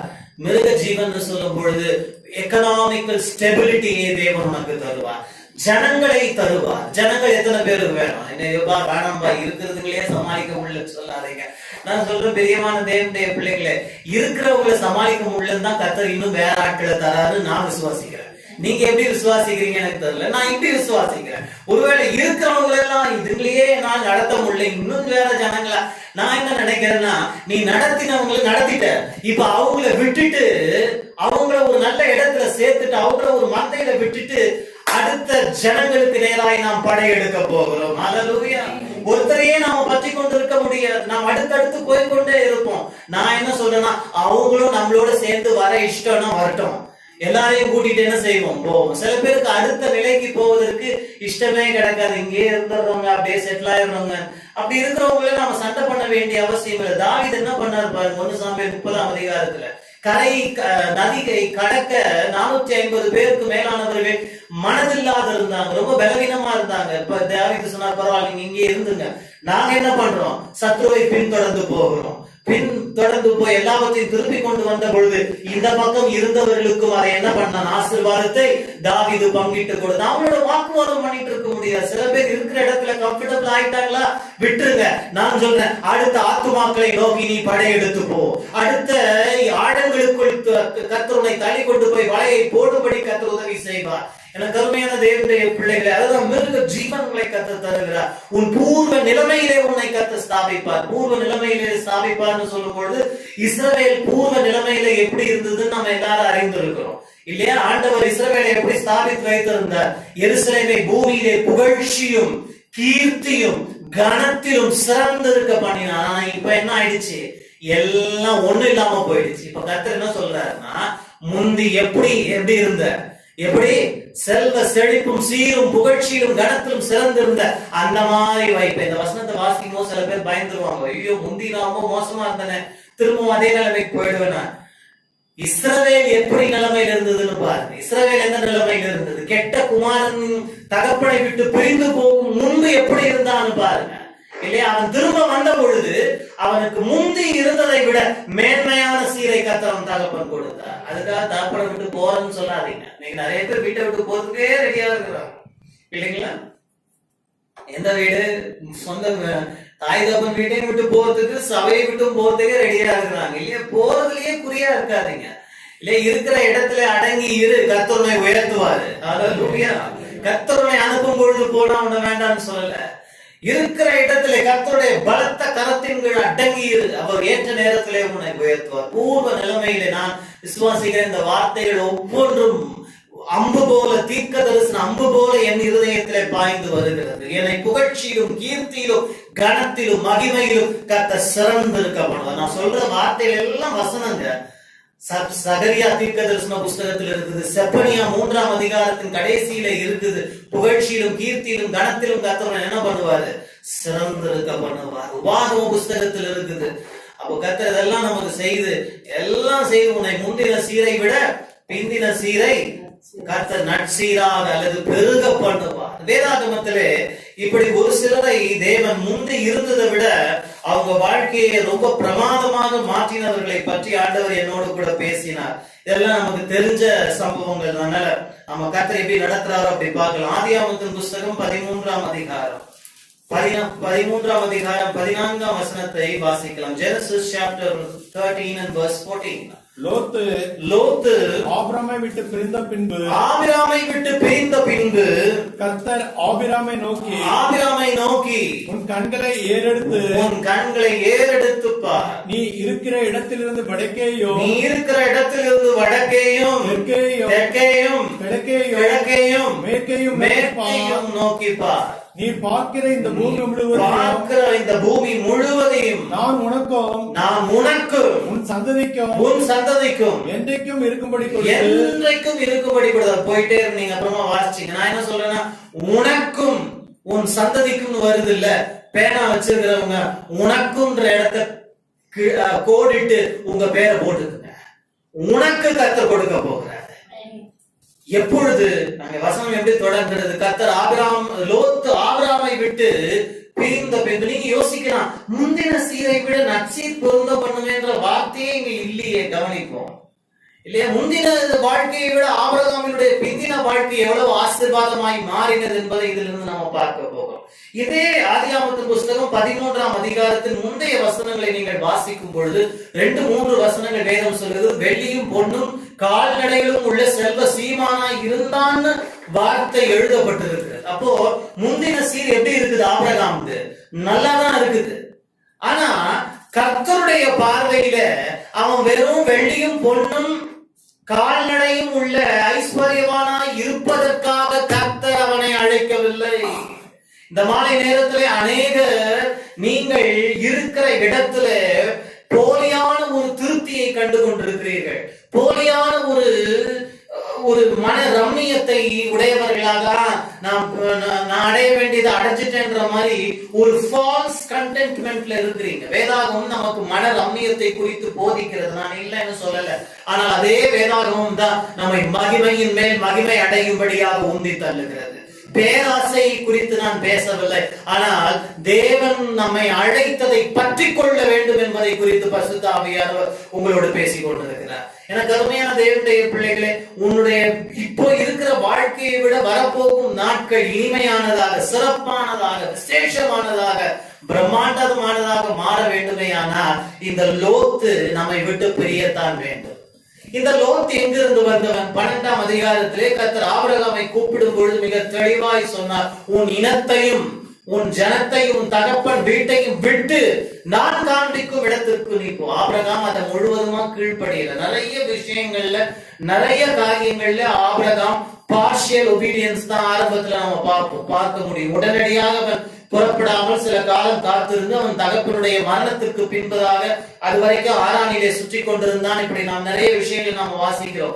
அதே மாதிரி அவன் செய்த வாழ்க்கையிலே இன்னொரு பிழை என்னன்னு சொன்னா, தன்னுடைய சகோதரன் மகனாகிய நெஃப்யூவை கூட்டிக் கொண்டு, இல்லையா, நெஃப்யூ லாட்டை கூட்டிக் கொண்டு தன் சகோதரன் மகனை, அப்ப இவர் சித்தப்பாவா இருந்திருக்கலாம் இல்ல பெரியப்பாவா இருந்திருக்கலாம் தெரியல, இல்லைங்களா, கூட்டிக் கொண்டு அவன் போனான். வேதாகமும் லோத்தினுடைய வாழ்க்கையை குறித்து பின் நாட்களிலே விவரிப்பதை வாசிக்கும் பொழுது புத்தி உள்ளவன் எவனும் சொல்லுவான், ஆபிரகாம் லோத்தை விட்டு விட்டு வந்திருந்தாலுமே நலமாயிருந்திருக்கும். ஏன்னா கர்த்தர் சொன்னதோட இவன் கொஞ்சம் கூட்டிக்கிட்டான். அதனால வசனம் சொல்லுகிறது, கர்த்தருடைய வார்த்தையோடு ஒரு நாளும் கூட்டாத, ஒன்றையும் குறைக்காத. ஆண்டவர் தெளிவாய் சொன்னார், உன் இனத்தையும் உன் ஜனத்தையும் விடு. Sometimes we like to be more Christian than Christ. That's our problem. Don't try to be more Christian than Christ. கிறிஸ்துவை விட அதிக கிறிஸ்தவர்களாக இருக்க விரும்பாதீங்க, இல்லைங்களா. ஆண்டவர் விட்டுடுன்னு சொன்னா விட்டுறணும். நமக்கு அந்த நேரத்துல தான், ஐயோ இந்த ஆத்மா இங்கே இருந்தா பாழாயிடுமே, இங்கே இருந்தா கெட்டு போயிடுமே. என்ன ஆச்சு? கடைசியில் அவருடைய வம்சமே தவறான வழியாய் போக நேர்ந்தது. ஏறக்குறைய அவன் மரணத்திலிருந்து தப்பினான். மரணத்திலிருந்து தப்பின பின்பும் கூட அவனுடைய சந்ததி மிக துர்மார்க்கமான ஒரு சந்ததியாய் போனது. காரணம் என்ன? ஆபிரகாம் கர்த்தர் சொல்லாததை இணைத்து கொண்டபடினா. அந்த மாதிரி நேரத்துல you are very good people, நீங்கள் கர்த்தருடைய ஆவியினால் நடத்தப்படுகிற ஜனங்கள் தான். ஆனால் கர்த்தர் சொல்லாததை எதாகிலும் நீங்களா உங்கள் புத்திக்கு எட்டினவைகளை சேர்த்து கொண்டு வாழ்க்கையில் நடக்கிறீங்களா? நீதிமொழிகள் 3 மிக அழகாய் சொல்லுகிறது, உன் சுய புத்தியின் மேல் சாராது இருப்பாயாக. பார்த்தீங்களா, கர்த்தர் மறுபடியும் விழுறாரு, இல்லைங்களா. விழுதல். He is plowing you again. Why? Because if your life has to be more excellent than the former life, you need to be plowed. What is that lot in your life? உன் வாழ்க்கையிலே லோத் என்பது என்ன? லோத்தினுடைய வாழ்க்கையை நீங்க முழுசுமா பாப்பீங்கன்னா, அவன் கண் கண்டபடி நடந்தான். சகோதரனே, சகோதரியே, இன்றைக்கு கண் கண்ட வழியிலே நீ நடந்து கொண்டிருக்கிறாயா? பரிசுத்த ஆவியானவர் உன்னோடு கூட பேசட்டும். நிறைய பேர் கண் கண்ட காட்சியிலே நடந்து கொண்டிருக்கிறாங்க. நான் பிரசங்கியின் புஸ்தகத்துல மிக அருமையான ஒரு வசனம் இருக்கிறது, இல்லையா. கடைசியில அவன் எழுதுகிறான், ஐயோ என் போதகரின் சொல்லை நான் கேளாமற் போனேனே, கொஞ்ச குறைய சங்கத்திற்குள் எல்லா தீமைக்கும் உள்ளானேனே, என் கண்களின் காட்சியிலும் என் இருதயத்தின் நினைவிலும் நான் நடந்தேனே என்று நீ சொல்லும் நாட்கள் வரும் முன்பதாக வாலிபனே உன் சிருஷ்டிகரை நினை. அப்படின்னா என்ன சொல்றாரு? இப்போ நீ உன் கண் காட்சிக்கு நடப்பது ரொம்ப நல்லா இருக்கும், இல்லையா. ஆனால் உன் சிருஷ்டிகரை நினைத்துக்கொள். எனக்கு அருமையானவர்களே, வாழ்க்கையில தவறு செய்யாதவங்க யாருமே இல்ல, இல்லையா. தவறே செய்யாம வந்துடல ஆபிரகாம். ஆனா கர்த்தர் நமக்கு சீர்திருத்தத்தை கொடுக்கிறார். இந்த மாதிரி நேரத்தில் ஆபிரகாம் நமக்கு நல்ல உதாரணமாய் கத்து நிறுத்துகிறார். தயவு செய்து உன் வாழ்க்கையில என்ன பண்ணாத, லோத்தை சேர்த்து கொள்ளாது. அநேக நேரங்களிலே மேரேஜ் கவுன்சிலிங் கூட்டிக் கொண்டு வரும்பொழுது சொல்லுவாங்க, இல்ல எனக்கு அந்த அந்த அந்த மாப்பிள்ள தான் வேணும், நான் அந்த பெண்ணை தான் நான் விரும்புறேன், அந்த ஆணைத்தான் விரும்புறேன்னு சொல்லுவாங்க. சரிங்க, நீங்க ரட்சிக்கப்பட்டிருக்கிறீங்க, அந்த ஆணும் அந்த பெண்ணும் நீங்க விரும்புகிறவர்கள் ரட்சிக்கப்பட்டிருக்கிறாங்களான்னு கேட்டா இல்ல. ஆனா நானு கல்யாணம் கட்டிட்டு அதுக்கப்புறம் என்ன பண்ணுவேன், நான் அவங்களை ரட்சிப்புக்குள்ள கொண்டு வந்துறேன். இவங்க கேரண்டி கொடுக்குறாங்க. பாத்துங்க, வேதம் சொல்லுகிறது ரட்சிப்பு கர்த்தரிடத்திலிருந்து வரும். பவுலடிகள் எழுதுகிற விசுவாசி என்ன செய்யக்கூடாது, அவ்விசுவாசியோடு கூட பிணைக்கப்படக்கூடாது.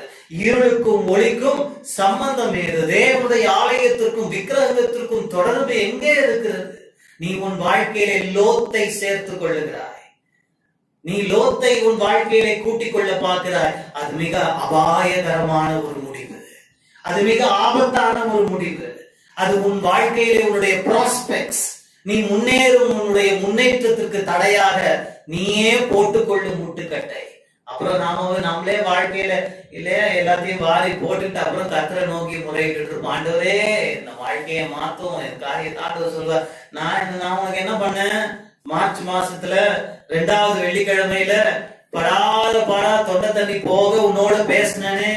ஆண்டவரே நீர் எப்பொழுது என்னோடு பேசினேன்? ஒரு நீலக்கல சட்டையில ஒருத்தனோடு பேசினா, அதுதான் நான் உன்னோடு பேசினேனே இல்லையா? அந்த பேச்சையெல்லாம் நீ அல்ல தட்டினாயே.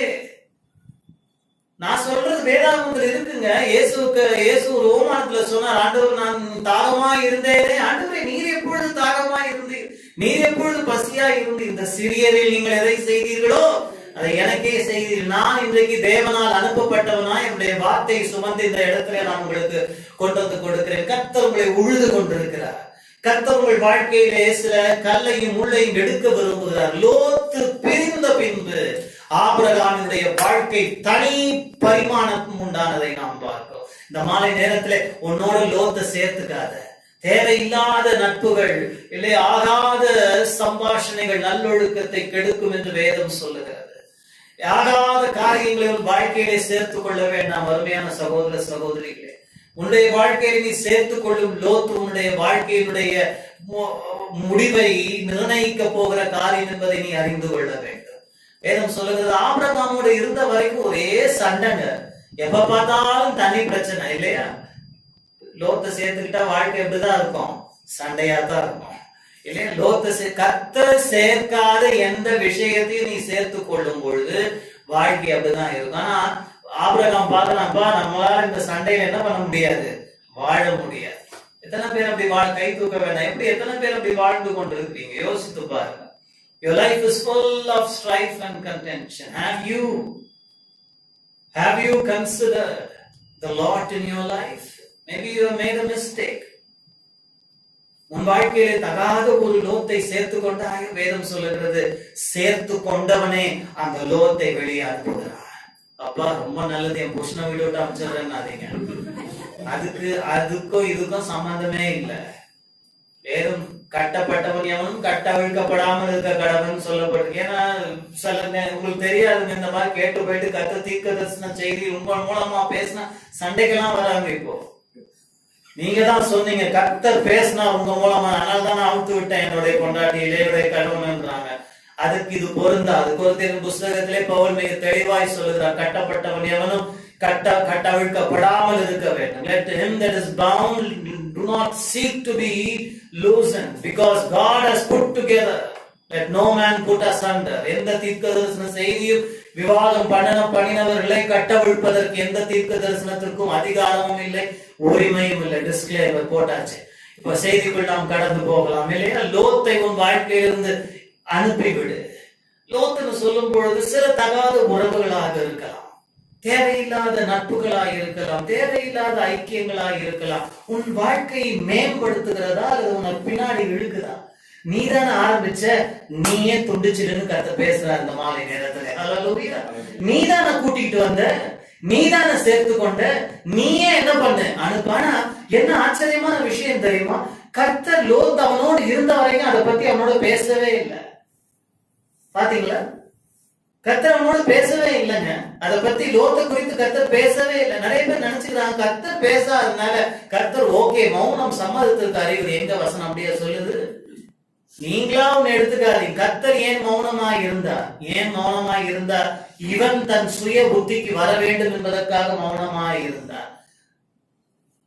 கெட்ட குமாரனுடைய வாழ்க்கையில கூட கர்த்தர் பேசல. உங்க அப்பா வீட்டுக்கு போன கர்த்தர் பேசல. அவன் பன்றியின் தவிட்டை தின்ன வாய் அண்டைக்கு எடுத்த பொழுது he came to himself. கிரேக்க மொழியாகத்தில் he had a self realization. ஒரு சுய புத்திக்கு அவன் திரும்புகிறான். அப்ப இதுவரைக்கும் புத்தி தெளிந்தான். ஹல்லேலூயா. இந்த மாலை நேரத்துல இது ஒரு புத்தி தெளிவை உண்டாக்கட்டும். என்ன லோத் எனக்கு தெரியாதுங்க. நான் லோத்துன்னு பேசுறேன். உங்க வாழ்க்கையில இருக்கிறது வெளியேற்றப்பட வேண்டியது எதுன்னு பாருங்க. நான் சொல்றேன் அது கொஞ்சம் டைட்டா இருக்கலாம், கொஞ்சம் அவிழ்த்து விடுங்க, கொஞ்சம் போகட்டும், உங்க வாழ்க்கையை விட்டு போகட்டும். அதுக்கப்புறம் பாருங்க, வெள்ளியும் பொண்ணும் கால்நடையும் அல்ல. கர்த்தர் சொல்றாரு இப்பொழுது, எப்பொழுது அவிழ்த்து அனுப்பப்பட வேண்டியது அனுப்பப்பட்ட பின்பு உன் கண்களை ஏறெடுத்து பார். ஹல்லேலூயா. இந்த கான்டெக்ஸ்ட்ல நான் ஒன்னு சொல்லிக்கொள்ள விரும்புகிறேன். உன்னை விட்டு மிகவும் நீ நேசித்த உறவுகள், நீ மிகவும் அபிமானம் வைத்தவர்கள் உன்னை விட்டு பிரிந்து போகும் பொழுது நீ கலங்கி விட வேண்டிய அவசியம் இல்லை. நீ ஒருபொழுதும் தனிமையா இருக்க போவதில்லை. உன்னை விட்டு ஜனங்கள் விலகும் பொழுது அது நன்மைக்காய் கர்த்தரை முடிக்க தேவன் வல்லவராயிருக்கிறார். இங்க பாருங்க, ஒரு உறவு அவனை விட்டு நீங்கின பொழுது கர்த்தர் சொல்றப்பா, ஒரு உறவை குறிச்சு நீ கவலைப்படாத, கண்ணை ஏறெடுத்து பார், உலகம் ஃபுல்லா உனக்கு தான். ஹல்லேலூயா. புரியுதுங்களா? எப்படி ஆண்டவருடைய பார்வையை மாற்றுகிற அந்த மாலை நேரத்துல இல்லையா? சில பேர் ஏதாவது உன்னை பார்த்துட்டானோ உன்னை பிடிச்சிட்டானோ அதுதான் பிடிச்சிட்டு இருப்பாங்க. கர்த்தர் சொல்ற அது இல்ல, அதை விட்டு அதை விட பிரமாணமானதை உனக்கு நான் வைத்திருக்கிறேன். நட்சை பொருத்த பண்ணாரா இல்லையா? நீ பார்க்கும் எவ்விடத்தையும், இன்னைக்கு நீயா ஒரு சின்ன வட்டத்தை போட்டுக்கொண்டு, லோத்துன்னு ஒரு வட்டம் போட்டுக்கிட்டு அதுக்குள்ளேயே வட்டம் அடிச்சிட்டு இருக்கிற பரிசுத்த ஆவியானவர் சொல்றாரு, லோத்து இருக்கிற வரைக்கும் அந்த சின்ன வட்டத்துக்குள்ளதான் இருக்கு நீ இருக்க போற. உன் எல்லை பெரிதாகாது.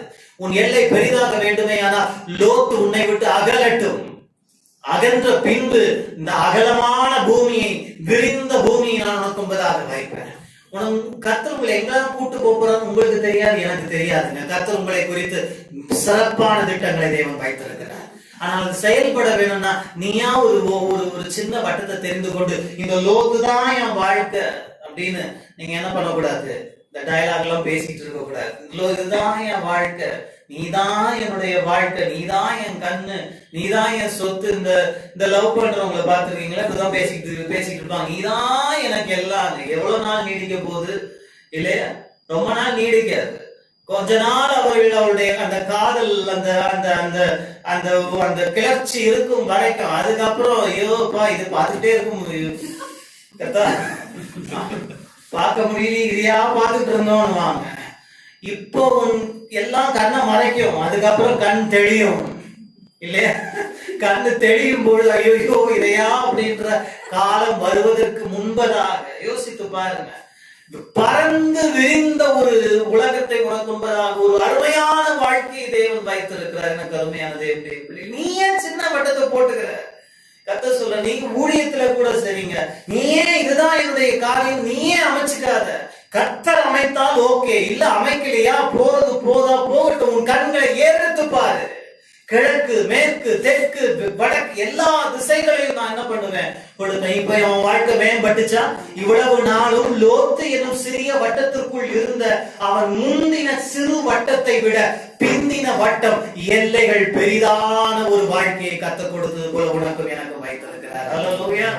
யாரும் கோச்சிக்கலையே இல்லையா? அருமையாய் கர்த்தர் நம்ம என்ன பண்றாரு, உழுது கொண்டிருக்கிறார் இந்த மாலை நேரத்துல. இரண்டாவதாக ரூத்தின் புஸ்தகத்திற்கு நேராக வேதாகமத்தை திருப்பவும். அருமையான ஒரு ஸ்திரீ பாருங்க, ஒரு இளம் விதவையை குறித்த ஒரு சரித்திரம், ரூத்தின் சரித்திரம். எப்பவுமே சின்னதா இருக்குன்னு எதையும் அற்பமா எண்ணாதீங்க.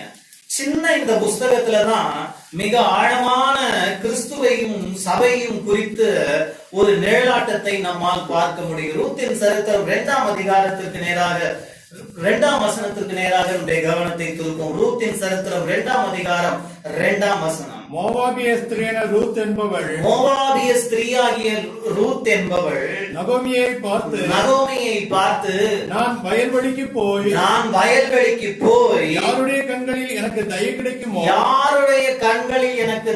கிடைக்குமோ அவர் பிறகே கதிர்களை பொறுக்கிக் கொண்டு வருகிறேன் என்றாள். அதற்கு நகோமி என் மகளே போ என்றாள். அவள் போய் வயல்வெளியில் அறுக்கிறவள் பிறகே பொறுக்கினார். ஆமா, அது அவள் போய் நேர்ந்த வயல், தற்செயலாய் சேர்ந்த வயல், போவாசின் வயல் என்று எழுதப்பட்டிருக்கு. நாம கான்சென்ட்ரேட் பண்ண போறது, கவனிக்க போறது 2ஆம் வசனத்தை தான். அங்கே வேதம் சொல்லுகிறது, இந்த இளம் விதவையாகிய நகோமியினுடைய முந்தின வாழ்க்கையை பாருங்க. அவள் கர்த்தருடைய நடத்துதலுக்கு, கர்த்தருடைய வார்த்தைக்கு, கர்த்தருடைய திட்டத்தில் அவள் சேர்ந்த பின்பு அவளுடைய பிந்தின வாழ்க்கையை பாருங்க. இன்னைக்கு நம்ம 2ஆ பிரிச்சுக்கலாம் இல்லையா? Before and after God's word. கர்த்தருடைய வார்த்தைக்கு முன்பதா அவளுடைய வாழ்க்கை எப்படி இருந்தது?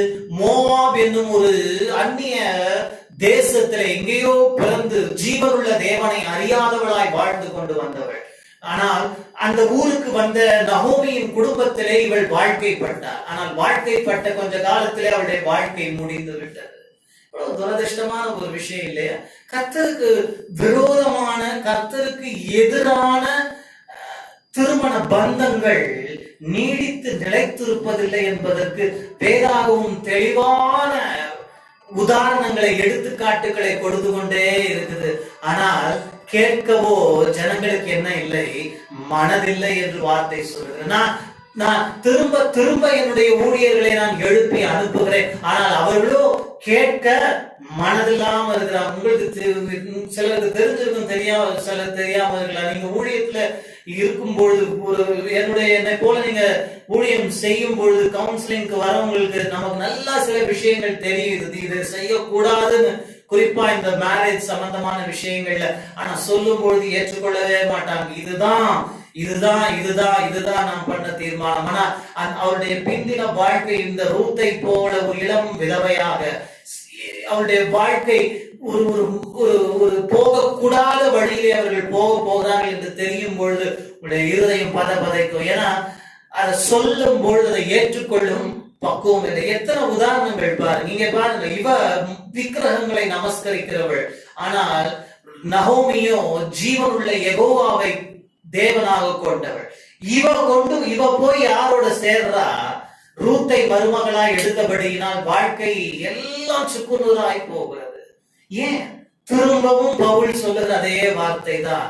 விசுவாசி என்ன செய்யப்படக்கூடாது? அவ்விசுவாசியோடு இணைக்கப்படக்கூடாது. இருளுக்கும் ஒளிக்கும் சம்பந்தம் ஏது? தேவனுடைய ஆலயத்திற்கும் விக்கிரகத்திற்கும் சம்பந்தம் ஏது? நீ வெளிச்சம், நீ தேவனுடைய பிள்ளை, நீ தேவனுடைய ஒளி. உன்னை குறித்து தேவன் அனாதி தீர்மானம் வச்சிருக்கிறார். அவர்களை குறித்தும் ஆண்டவர் திட்டங்களை வைத்திருக்கிறார். ஆனா அவர்கள் முதலாவது கிறிஸ்துவை அறிந்து கொள்ள வேண்டும், முதலாவது கிறிஸ்துவை ஏற்றுக்கொள்ள வேண்டும். ஆண்டவர் அவங்களெல்லாம் வெறுக்கிறாரு, அவங்க மேலாம் கோபமா இருக்காருன்னு நான் சொல்லல. அவர் அப்படி இருந்திருந்தா தன் ஜீவனை கொடுத்திருக்க மாட்டார். வேதம் சொல்லுகிறது, எல்லா மனுஷரும் ரட்சிக்கப்பட வேண்டும் என்று விரும்புகிறார். ஆனால் எல்லாரும் ரட்சிக்கப்படுகிறது இல்லை. ஏன்னா இது ஒவ்வொரு தனிப்பட்ட மனுஷனுடைய தீர்மானம். அதனாலதான் பவுல் சொல்றாரு, நீங்க இப்படி குழப்பிக்க கூடாதுன்னு சொல்றாரு. எப்பா, நீ கிறிஸ்துவை ஏற்றுக்கொண்டியா? நீ கிறிஸ்துவை உடையவனாய் இருக்கிறாயா? நீ தேவனுடைய ஆலயம். நீ என்ன பண்ணாத, உன்னை கொண்டு போய் புறஜாதிகளோடு இணைத்துக் கொள்ள. நீங்க பாருங்க வாழ்க்கை எப்படியாச்சுன்னு இல்லையா? நீங்க வாழ்க்கையை ஒரு தடவை நீங்க தப்பான ஒரு முடிவு எடுப்பீர்களானா அதுக்கு பின்பு அதை திருத்துவது ரொம்ப கஷ்டங்க, ரொம்ப கஷ்டம். இங்க ரூத்தினுடைய வாழ்க்கை தேவனுடைய தயவினால் அவள் அடுத்தடுத்து எடுத்த நல்ல தீர்மானங்கள் அவளுடைய தவறை நன்மையாய் முடிய பண்ணினது. இங்கேயும் ஒரு பாடம் இருக்குது. ஒருவேளை நீங்க சொன்னா, இந்த செய்தியை நான் முன்னாடியே கேட்டிருந்தேன்னா இப்படி பண்ணாம இருந்திருப்பேனே. இந்த மாலை நேரத்துல இன்னமும் உனக்கு காலமும் நற்செய்தியும் இருக்கிறது. நீ செய்த தவறுகளை திருத்துவதற்கு என்ன பண்ணும் தெரியுமா? நீ ஆண்டவரத்துல மனம் திரும்பணும், நான் இல்லைன்னு சொல்லல. ஆனா அதோடு நிறுத்தக்கூடாது. நீ பண்ணின தவறை திருத்திக் கொள்வதற்கு தேவன் அவகாசம் கொடுக்கும் பொழுது அடுத்து நீ நல்ல தீர்மானங்களை அவருடைய வசனத்தின்படி எடுக்கும் பொழுது உன் தவறுகள் நன்மையாய் கத்த முடியும். அதுதான் அவன் வாழ்க்கையில நடந்தது. ரூத்தினுடைய வாழ்க்கையில பாருங்க, அவள் என்ன பண்றார்? நகோமியை இருக பற்றி கொண்டாள். சொல்ற, உம்முடைய தேவன் என் தேவன், உன்னுடைய நாடு என் நாடு, உன் ஜனம் என் ஜனம், நீ இருக்க இடத்துல. அப்ப அதாவது சுருக்கமா சொல்லணும்னா இயேசுவே ஆண்டவர் ஏற்றுக்கொண்டார். அவருடைய தவறுகள் எல்லாம் மாற ஆரம்பிக்குது. அங்கிருந்து எங்க வந்தாங்க தெரியுமா? நேரா பெத்லகேமுக்கு வந்தார்கள். ஹல்லேலூயா. நீ கர்த்தரை விட்டு விலகி போன பின்பு கர்த்தரை நீ அறிந்து கொண்ட உடனே நீ வர வேண்டிய அடுத்த இடம் எங்க தெரியுமா? கர்த்தருடைய வார்த்தைக்கு தான் நீ வரணும். பெத்லகேம் என்பது அப்பத்தின் வீடு. Bethlehem means house of bread. அதனாலதான் நம்முடைய ஆண்டவராகிய இயேசு கிறிஸ்து பெத்லகேமில் பிறந்தார். அவர் ஜீவ அப்பமாய் இருக்கிறார். அந்த அப்பம் பிற்கப்பட்டபடினால் தான் இன்றைக்கு நீங்களும் நானும் பசியாறி இருக்கிறோம். நம்முடைய ஆத்மா பசி அந்த அப்பம் பிற்கப்பட்டபடினால், அந்த சரீரம் உடைக்கப்பட்டபடினால் நம்மை தேவன் இன்றைக்கு திருப்தியாக்கி இருக்கிறார். நீ எங்க போயிருந்தாலும் மறுபடியும் திரும்ப வேண்டிய ஒரே இடம் பெத்லகேம். ஹல்லேலூயா.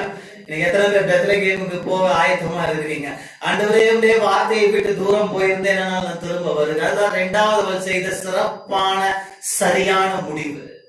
பரிசுத்த ஆவியானவர் நல்ல விதத்திலே பேசிக் கொண்டிருக்கிறதை நான் அறிகிறேன். நான் ஆரம்பத்துல சொன்ன மாதிரி தகப்பன் தான் சிநேகிக்கிற பிள்ளைகளை சீர்படுத்துகிறார்.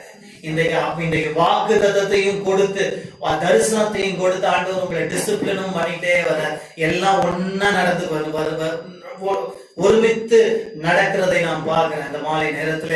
ஏன்னா நம்முடைய வாழ்க்கை இனிமேல் இப்படி இருக்க போறது இல்ல, இதை விட சூப்பரா இருக்க போகுது. அதுதான் இந்த வசனம் சொல்லுது. அடுத்தவள் செய்தது என்ன தெரியுமா? அவள் வந்த இடத்துல அப்படியே சோம்பேறித்தனமா உட்கார்ந்துட்டு இல்ல. அவள் சொல்லுகிறார் 2ஆம் வசனத்திலே தன் மாமியாரை பார்த்து, நான் போகட்டும் இருக்கா, நான் வயல்வெளிக்கு போகிறேனா போகட்டுமா? வாசிங்க. நான் வயல்வெளிக்கு போய் யாருடைய கண்களில் எனக்கு தயை கிடைக்கும். நான் வயல்வெளிக்கு போய், let me now go.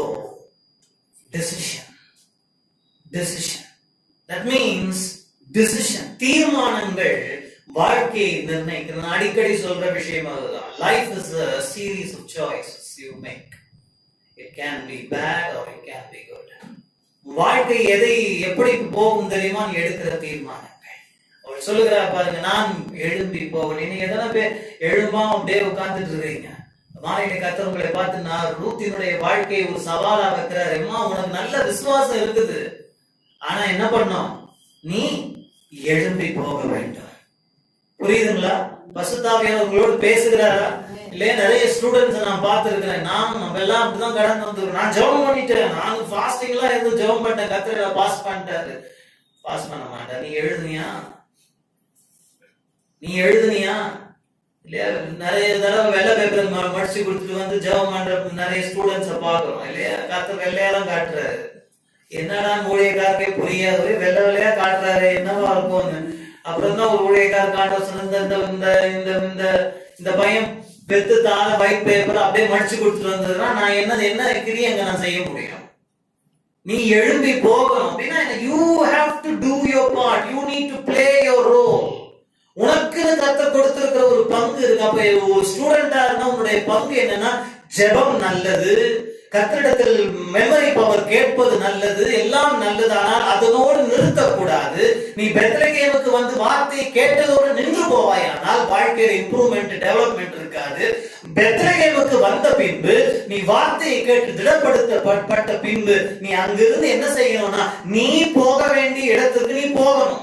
நீ கிளாஸுக்கு போகணும்னா நீ கிளாஸுக்கு போகணும். நீ கோர்ஸுக்கு போகணும்னா நீ கோர்ஸுக்கு போகணும். நீ ப்ரிப்பேர் பண்ணணும்னா நீ ப்ரிப்பேர் பண்ணணும். நீ படிக்கணும்னா உட்கார்ந்து படிக்கணும். நீ உழைக்கணும்னா போய் என்ன செய்யணும்? உழைக்கணும். ஒவ்வொருத்தருக்கு நீ ஊழியம் செய்யணும்னா நீ என்ன செய்யணும்? கர்த்தர் அனுப்புகிற இடத்திற்கு நீ போக வேண்டும். ஆனால் if you are indecisive in life, வாழ்க்கையில ஒண்ணுமே தீர்மானமே எடுக்காம செய்ய வேண்டியதை நீ செய்யாம அப்படியே உட்கார்ந்து கொண்டிருப்பாயானா உன் முந்தின வாழ்க்கை அப்படியே தான் இருக்கும்.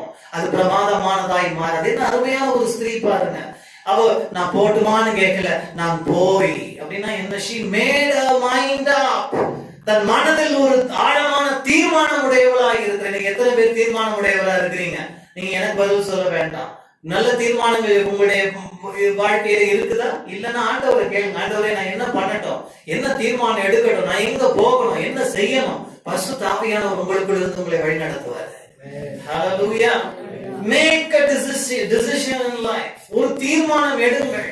தானியேலை பாருங்கள், ராஜபோஜனத்தினால் தன்னை தீட்டுப்படுத்தல் ஆகாது என்று தீர்மானம் பண்ணினான். தீர்மானம் பண்ணினவர்களை தான் கர்த்தர் கனப்படுத்த முடியும். நீ என்ன தீர்மானம் பண்ற? தீர்மானம் எடுக்க முடியலன்னா தப்பு இல்ல, ஜெபிங்க. ஆண்டவரே, என்னால இதுவா அதுவான்னு தீர்மானிக்க முடியல, நீர் எனக்கு ஒரு விடை சொல்லுன்னு கேளுங்க. ஆண்டவர் நீ என்ன பண்ணணும்னு காட்டுவாரு. அதுக்கப்புறம் அந்த டிசிஷன்ல என்ன பண்ணுங்க, உறுதியாயிருங்க. அங்கிருந்து புறப்பட்டு போறா, கர்த்தர் அவள் அறியாத வழியிலே நடத்தினார். ஹல்லேலூயா. போன வாரம் நம்ம பார்த்தோம் இல்லையா, அறியாத வழியிலே. அவளுக்கு தெரியாது போவாசனுடைய வயல்னு, அவளுக்கு மோசேயுடைய நியாயப்பிரமாணத்துல இப்படி எல்லாம் சட்டத்திட்டம் இருக்குன்னு அவளுக்கு தெரியாது.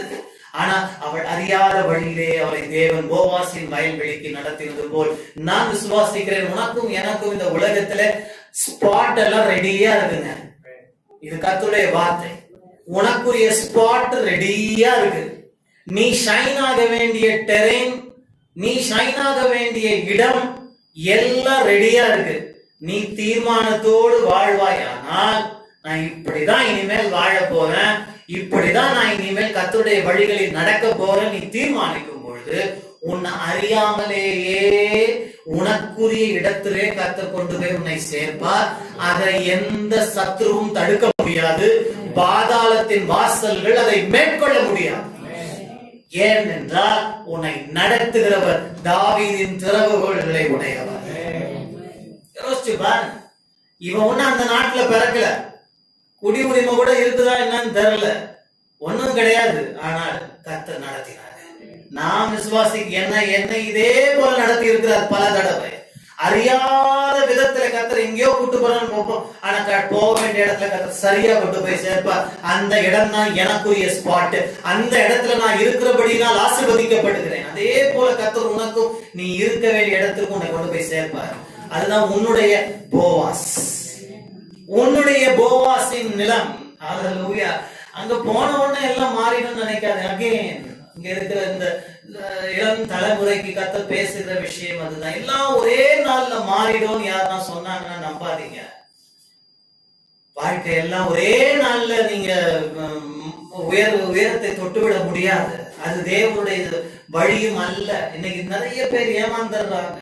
நிறைய இளம் தலைமுறையினரும் வயோதிபர்களும் கூட ஏமாந்து போறதுக்கு காரணம் என்னன்னா, குயிக் கெயின், சீக்கிரமா ஏதாவது கிடைக்குமான்னு பாக்குறாங்க. வேதம் சொல்லுகிறது, ஆரம்பத்தில் துரிதமாய் கிடைக்கும் சுதந்திரம் முடிவிலே ஆசீர்வாதம் பெறாது. இன்னைக்கு ஏன் இவ்வளவு பேர் ஏமாந்து போறாங்கன்னா, சீக்கிரமா மேல வந்துடும், டாப்புக்கு போயிடணும். நடக்காது இல்லைங்களா? ஊழியத்திலும் கூட நான் பல பேரை நான் பார்த்து பலருக்கு நான் சொல்லும் போதும் கேட்பதில்லை. எல்லாரும் நீங்க பெருசா பிரகாசித்துக் கொண்டிருக்கிற யாராவது ஒரு ஊழியக்காரன் பார்த்துட்டு நான் அவங்கள மாதிரி ஆயிருன்னு நினைக்கிறாங்க. ரொம்ப நல்லது, அவங்கள மாதிரி ஆகுங்க, நான் வேண்டாம்னு சொல்லானா, அவர்கள் கடந்து வந்த பாதையும் அதற்கு அவர்கள் விதைத்த கால சமயமும் அவர்களுக்கும் தேவனுக்கும் மாத்திரம்தான் தெரியும்.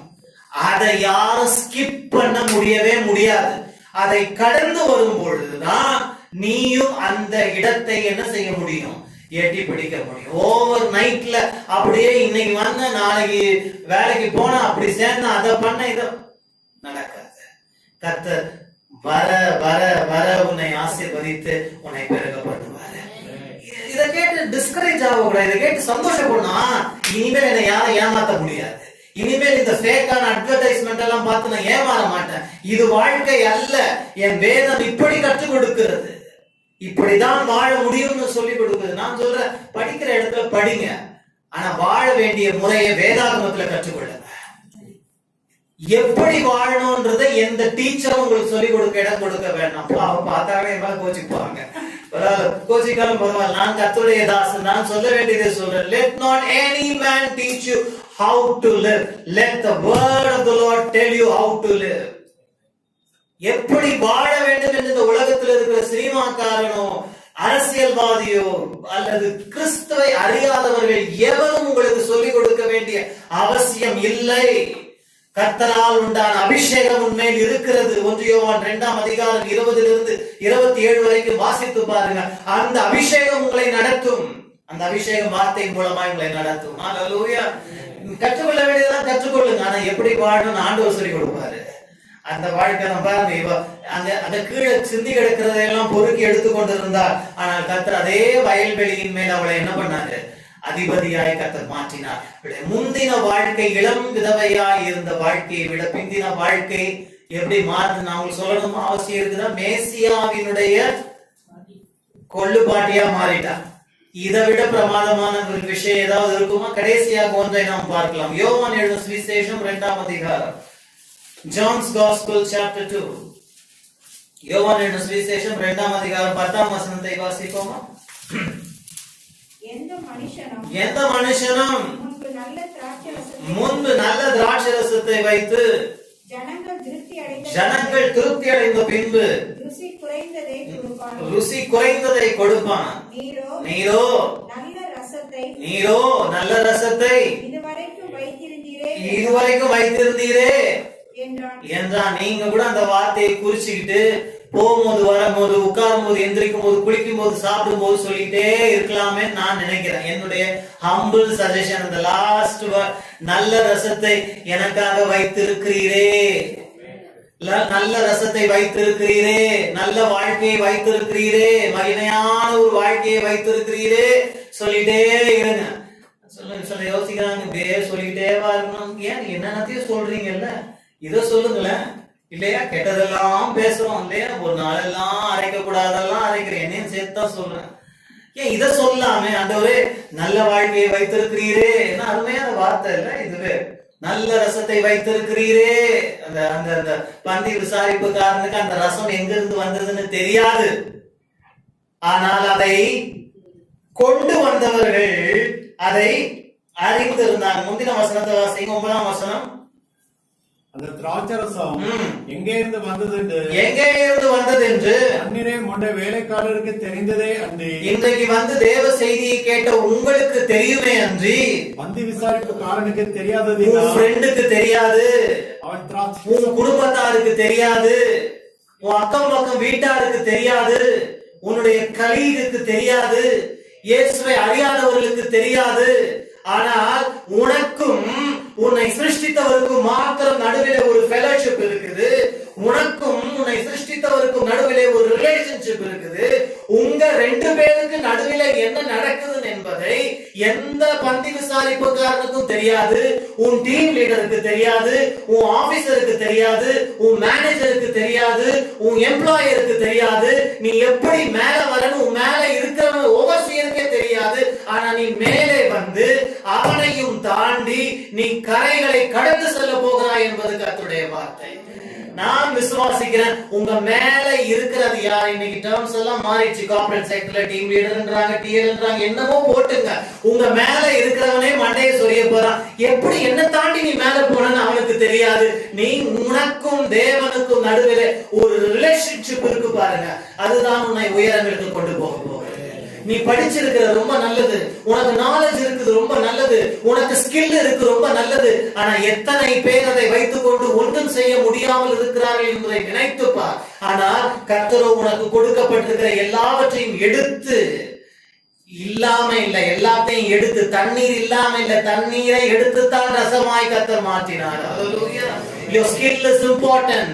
Your talent is important. Your education is important. Your experience is important. Whatever God has given you is important. That is the water.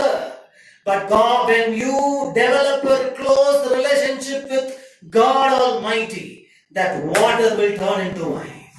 The simple things in life will become so profound in life that people are going to be astonished of your success. உன்னுடைய வெற்றியை கண்டு, உன்னுடைய வாழ்க்கையை ஆண்டவர் நான் பல தடவை பார்த்திருக்கிறேன், பல கோணங்களில் தியானிச்சிருக்கிறேன், பிரசங்கிச்சிருக்கிறேன். ஆனா இந்த ஒரு வார்த்தை என்னை மிகவும் கவர்ந்தது. அந்த தண்ணீரை சுமந்து கொண்டு போனவர்களுக்கு தெரிந்ததே அன்றி பந்தி விசாரிப்புக்காரனுக்கு தெரியல. என் ஃப்ரெண்டுக்கு தெரியாது நான் எப்படி மேல வர போறேன். ஹல்லேலூயா, எவ்வளவு எக்ஸைட்டிங்கா இருக்குது. உன் குடும்பத்துல கிறிஸ்துவை அறியாதவர்களுக்கு தெரியாது நீ எப்படி மேல வர போறேன்னு, ஆனா உனக்கு தெரியும். ஹல்லேலூயா. எப்படின்னு சொன்னா, உனக்கு ஒரு வார்த்தையை கொடுத்தாரு பாருங்க, அவருக்கும் உனக்கும் நடுவுல ஒரு உறவு இருக்குது. Hallelujah.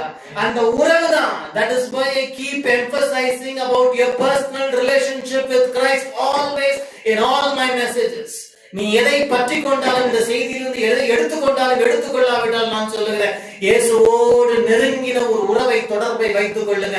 அதுதான் உன் வாழ்க்கைக்குரிய வெற்றியின் ரகசியம். ஹல்லேலூயா. யோசிச்சு பாருங்க, எவ்வளவு இன்ட்ரெஸ்டிங்கா இருக்கு இல்ல? யாருக்குமே தெரியாது, யாருக்குமே தெரியாது. இன்னொரு இன்ட்ரெஸ்டிங் ஆஸ்பெக்ட் நான் சொல்லட்டுமா? இதுல என்ன தெரியுமா ரொம்ப ஆச்சரியமானது, இவனுங்களும் போய் யாருக்கும் சொல்லவே இல்லைங்க. புரியுதுங்களா? பந்தி விசாரிப்பு. அப்பனா உன் சீக்ரெட் ஆஃப் சக்சஸ் உன் கூடவே இருக்க போகுது. உன்னிடத்தில் கேட்கிறவர்களுக்கு நீ அதை சொல்ல போகிறாய். Hallelujah. வேதம் சொல்லுது, when people question you about the hope of your calling, then answer them. அவர்களுக்கு சொல்லு. உன்னை பார்த்து எப்படி வந்த நீ? என்ன மாதிரி தானே, same education, same grade, same எல்லாம். ஆனா நீ எப்படி மேல வந்த? எப்பா எல்லாம் சேம் தான். உன் தண்ணியும் என் தண்ணியும் ஒரே தண்ணி தான்.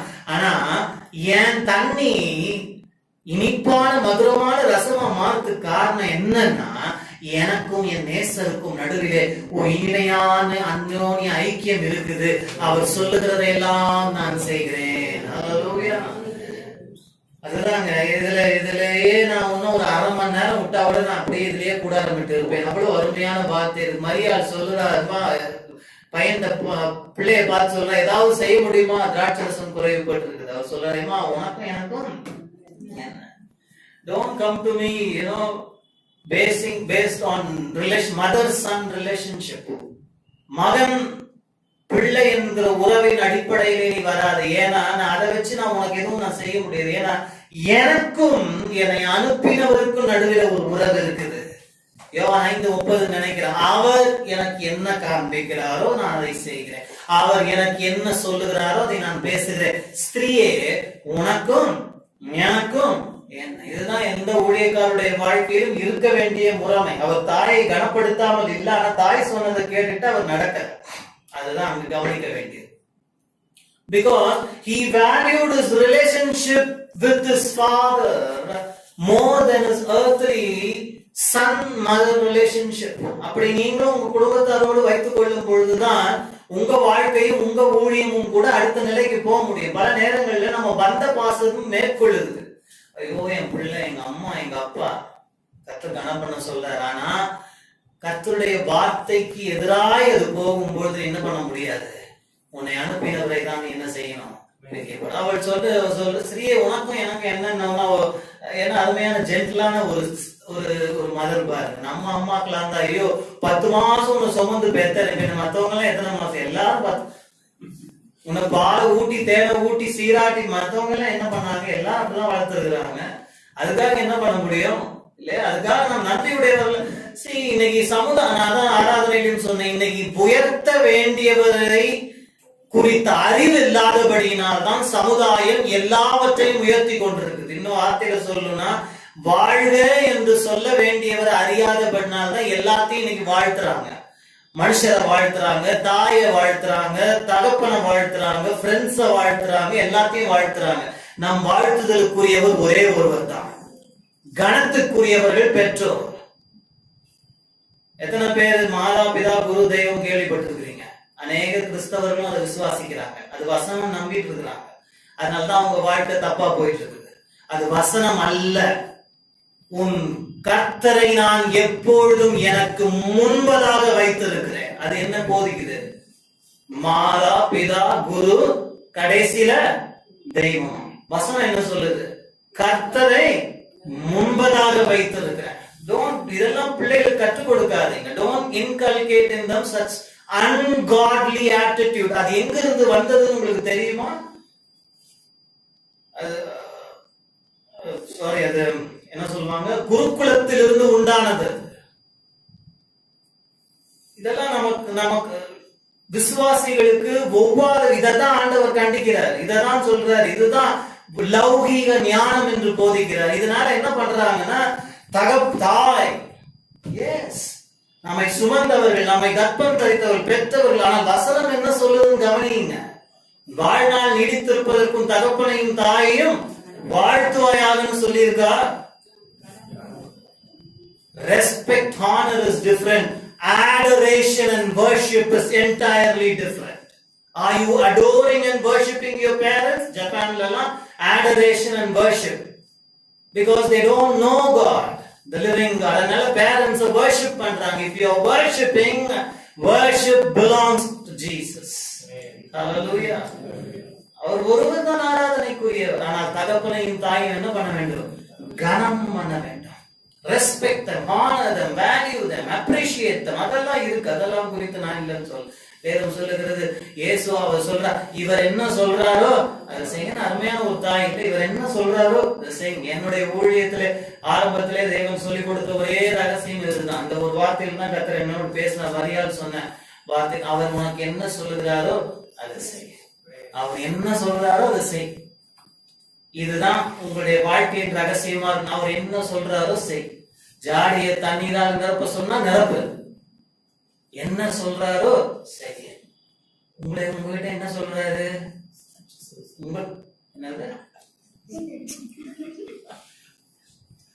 உங்களோட என்ன சொல்றாரு?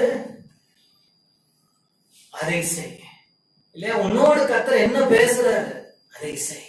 அதுதான் உன் வாழ்க்கை வெற்றிக்குரிய ரகசியமாய் மாறும். அருமையான ஒரு வார்த்தை இல்ல? 6 கச்சாடிகளை நிரப்புனாங்க. இன்னைக்கு நம்ம எல்லார்ட்டையும் தண்ணி இருக்கு, ஆனா ஏன் மதுரமா மாறலன்னு சொன்னா கீழ்ப்படிதல் அநேக இடத்துல இல்லை. நாமள அந்த ஃபைட் பண்ணி இருப்போம், கேள்வி கேட்டிருப்போம், கேட்டது திராட்சரசம் தண்ணியை கொண்டு ரொப்பின்னா என்ன பண்றது இல்லையா? நம்மளா தான் கேட்போம் இல்லையா? ஆனா அவங்க பாருங்க, அதுவும் எப்படி நிரப்புனாங்களோ அரைகுறையா இல்லைங்க. they filled it up to the brim. நிரம்பி வழியும் அளவுக்கு நிரப்புனாங்க. யோசிச்சு பாருங்க. 6 கச்சாடிகள். நீங்க உங்க வீட்டுல இருக்கிற தண்ணி குடிச்சு வைக்கிற இது ட்ரம் நினைச்சுக்காதீங்க. நிறைய பேர் இது வாசிக்கும் நினைச்சுக்கிறாங்க. உங்க வீட்டுல இருக்கிறது ஒரு 6 குடம் பிடிக்கும், மிஞ்சி போனா ஒரு 7 குடம் பிடிக்கும். அதுக்குள்ளேயே அவ்வளவு பெரிய ட்ரம் தான் வச்சிருப்பீங்க. ஆனா இங்க இருக்கிறது சில சொல்றாங்க, எங்க வீட்டுல அந்த ஓவர் டேங்க் அளவுக்கு இருக்கும் ஒரு கச்சாடியும். அத்தனை 6 கச்சாடிகளை யோசித்து பாருங்க. அவ்வளவும் தண்ணீரால் நிரப்பப்பட்டது. இன்னைக்கு கர்த்தரோட என்ன பேசுற? நான் திரும்பவும் சொல்லுகிற, அடிக்கடி சொல்ற விஷயம் அதுதான். கர்த்தர் சொல்லுகிற விஷயங்கள் sometimes can be very hard and difficult. கஷ்டமா இருக்கும், சுலபமா இல்லாமல் இருக்கலாம். ஆனால் நீ செய்ய ஆரம்பிக்கும் பொழுது அதை செய்து முடிக்க வேண்டிய திராணியையும் கிருபையும் பலத்தையும் ஞானத்தையும் கர்த்தர் உனக்கு கூட்டி கொடுப்பார். அதை நிரப்பினார்கள். இயேசு அவர்களை பார்த்து சொன்னார், கொண்டு போய் கொடு. மாலை நேரத்திலே தோடு 3வது காரியத்தோடு நான் முடிக்க விரும்புகிறேன். அந்த பந்தி விசாரிப்புக்காரன் அந்த ரசம் எங்கிருந்து வந்தது தெரியாமல் ருசி பார்த்து சொல்லுகிறான், இதுவரைக்கும் எங்க வைத்திருந்தேன். இன்றைக்கு உங்கள் வாழ்க்கையை பார்க்க போகிற எல்லாரும் சொல்ல போறாங்க, இந்த 2021ஆம் வருஷம் வரைக்கும், இந்த மாசம் வரைக்கும் இல்லாம இப்ப என்ன திடீர்னு உன் வாழ்க்கை இவ்வளவு ஒரு வேற லெவல்ல போகுது, வேற டைமென்ஷன்ல போகுது, வேற சூப்பரா போகுது அப்படின்னு சொல்ல போகும்போது நீ சொல்ல போற, எனக்கும் அவருக்கும் நல்ல என்ன இருக்குது? ஒரு உறவு. உனக்கு தெரியாது. ஆர்கியூ பண்ணிட்டு இருக்காங்க. இதுல ரொம்ப அருமையா பிடிச்ச விஷயம், அந்த வேலைக்காரங்க போய் அதெல்லாம் சொல்லிட்டு இல்லை. என்னோட ஆண்டவர் சொன்ன விஷயம் அதுதான். நீ கூட நான் பல நேரம் ரொம்பவே நான் அதிகமா பகிர்ந்து கொள்வதில்லை. இன்னைக்கு ஆண்டவர் என்னோட திட்டமா ஒரு விஷயத்த பேசினார். நீ கூட நான் உனக்கு சொல்ற எல்லாத்தையும் சொல்லணும்னு அவசியம் இல்லைன்னாரு. எனக்கு தூக்கி வாய் போட்டுச்சு. அப்ப என்ன, நான் என்ன தப்பி சொல்லிட்டேன்? ஏற்கனவே ஒன்னும் சொல்றது இல்ல. Yes, sometimes God wants to share secrets with you. You know what makes a relationship interesting? Secrets. நீங்க கூட யாரு கூட ஃப்ரெண்டு பிடிக்கணும்னு வச்சுக்கோங்க, வா உனக்கு ஒரு ரகசியம் சொல்றேன்னு சொல்லி பாருங்க, ஃப்ரெண்ட் ஆயிடுவாங்க. ரிலேஷன்ஷிப் அப்படிதாங்க. ஜீசஸ் நம்மளோட சீக்ரெட் சொல்ல விரும்புறாரு. சில சீக்ரெட்டை உங்க பேரண்ட்ஸோட சொல்ல முடியும். எனக்கு எவ்வளவு விஷயம் அப்படி இருக்கு தெரியுமா? யாரோடையும் சொல்ல முடியாது. ஏன்? உனக்கும் அவருக்கும் நடுல மாத்திரம் வச்சுக்க விரும்புறாரு. அப்பதான் அந்த ரிலேஷன்ஷிப் ரொம்ப இன்ட்ரெஸ்டிங்காகும். எனக்கும் அவருக்கு தான் தெரியுமே, உனக்கு தெரியாது எப்படி இருக்கு இல்ல? சின்ன பிள்ளைங்க ஒரு இன்ட்ரெஸ்டிங்கா இருக்கும். சொல்ல வேண்டிய நேரம் சீசர்கிட்ட அப்படிதான் பழகினா இருப்பாருங்க. சொல்லணும், ஒரு விஷயம் சொல்றேன், யார்கிட்டையும் சொல்லாத. அதுதான் ரிலேஷன்ஷிப் இல்லையா? யார்கிட்டையும் பறந்து கொள்ளாத. எப்பவுமே நான் போயிட்டு அப்புறம் சொல்லு, நான் சிலுவையில் அறையப்பட்ட பின்பு சொல்லு அப்படின்றாரு. அந்த மாதிரிதான் உனக்கும் அவருக்கும் நடுவுல ஒரு அந்யோன்ய ஐக்கியம், அது உன் வாழ்க்கையை இன்பகரமாய் மாற்ற போகிறது. நாம் ஆபிரகாமுடைய வாழ்க்கை, ரூத்தினுடைய வாழ்க்கை, இந்த திராட்சரசம். அதே போல் கர்த்தர் வாழ்க்கையும் சில ஒரு சாட்சி இருக்கிற இடத்துல எழும்பி தேவனை மகிமைப்படுத்துங்க. சுருக்கமா பாப்கார்ன் டெஸ்டிமனி மாதிரி இருக்கட்டும். இந்த நாள்ல சொல்ல வேண்டியது சொன்னதுனால அதனால என்னோட வழியில வரும்போது சாட்சி சொல்லணும் ஆண்டவரே, எல்லாம் முடிச்சுட்டு சொல்றேனே அப்படின்னு. சோதனை வாழும் நேரத்தில் சொற்கேட்கும் செவியிலே பாரத்தில் இருந்து ஜெயம் வரும். பரன் என்னை காக்க வல்லோ, காக்கும் வல்ல மீட்பர் உண்டெனக்கு, உண்டெனக்கு, உண்டெனக்கு.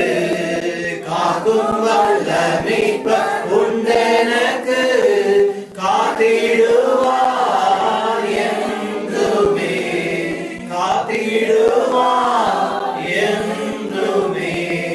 என்ன வந்தாலும் நம்பவே என் நேசமீட்பரை, யார் கைவிட்டாலும் பின் செல்வே எனது இயேசுவை. அகல ஆழ உயரமாய் எவ்வளவு அன்பு கூர்ந்தார். என்ன துன்பங்கள் வந்தாலும் அவர் என்னை கைவிட மாட்டார். காக்கும் வல்ல மீட்பர் உண்டெனக்கு, உண்டெனக்கு, உண்டெனக்கு. காக்கும் வல்ல மீட்பர் உண்டெனக்கு, காத்திடுவார் என்றுமே, காத்திடுவார் என்றுமே. பரலோக பிதாவே, உம்மை துதிக்கிறோம், உம்மை ஸ்தோத்திரிக்கிறோம்.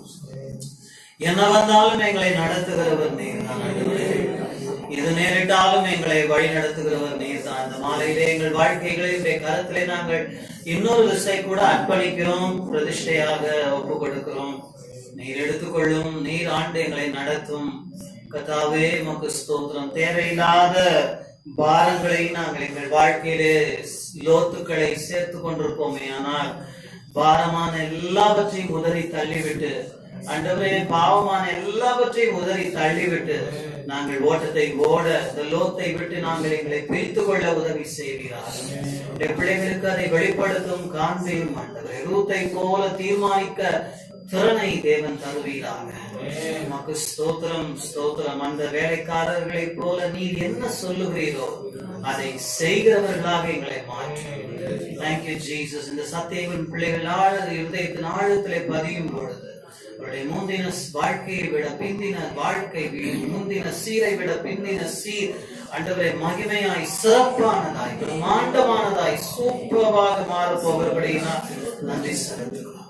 ஆசீர்வதிக்கிறேன். பெரிய காரியங்களை செய்யும் இயேசு கிறிஸ்துவின் நாமத்தில் ஜெபிக்கிறோம் பிதாவே. நம்முடைய கர்த்தராகிய இயேசு கிறிஸ்துவின் கிருபையும் பிதாவாகிய தேவனுடைய அன்பும் பரிசுத்த ஆவியானவருடைய அந்யோன்ய ஐக்கியம் அனைவரோடும் கர்த்தருடைய வருகை மட்டும் நிலைத்திருந்து காப்பதாக. ஆமென். God bless you. God be with you.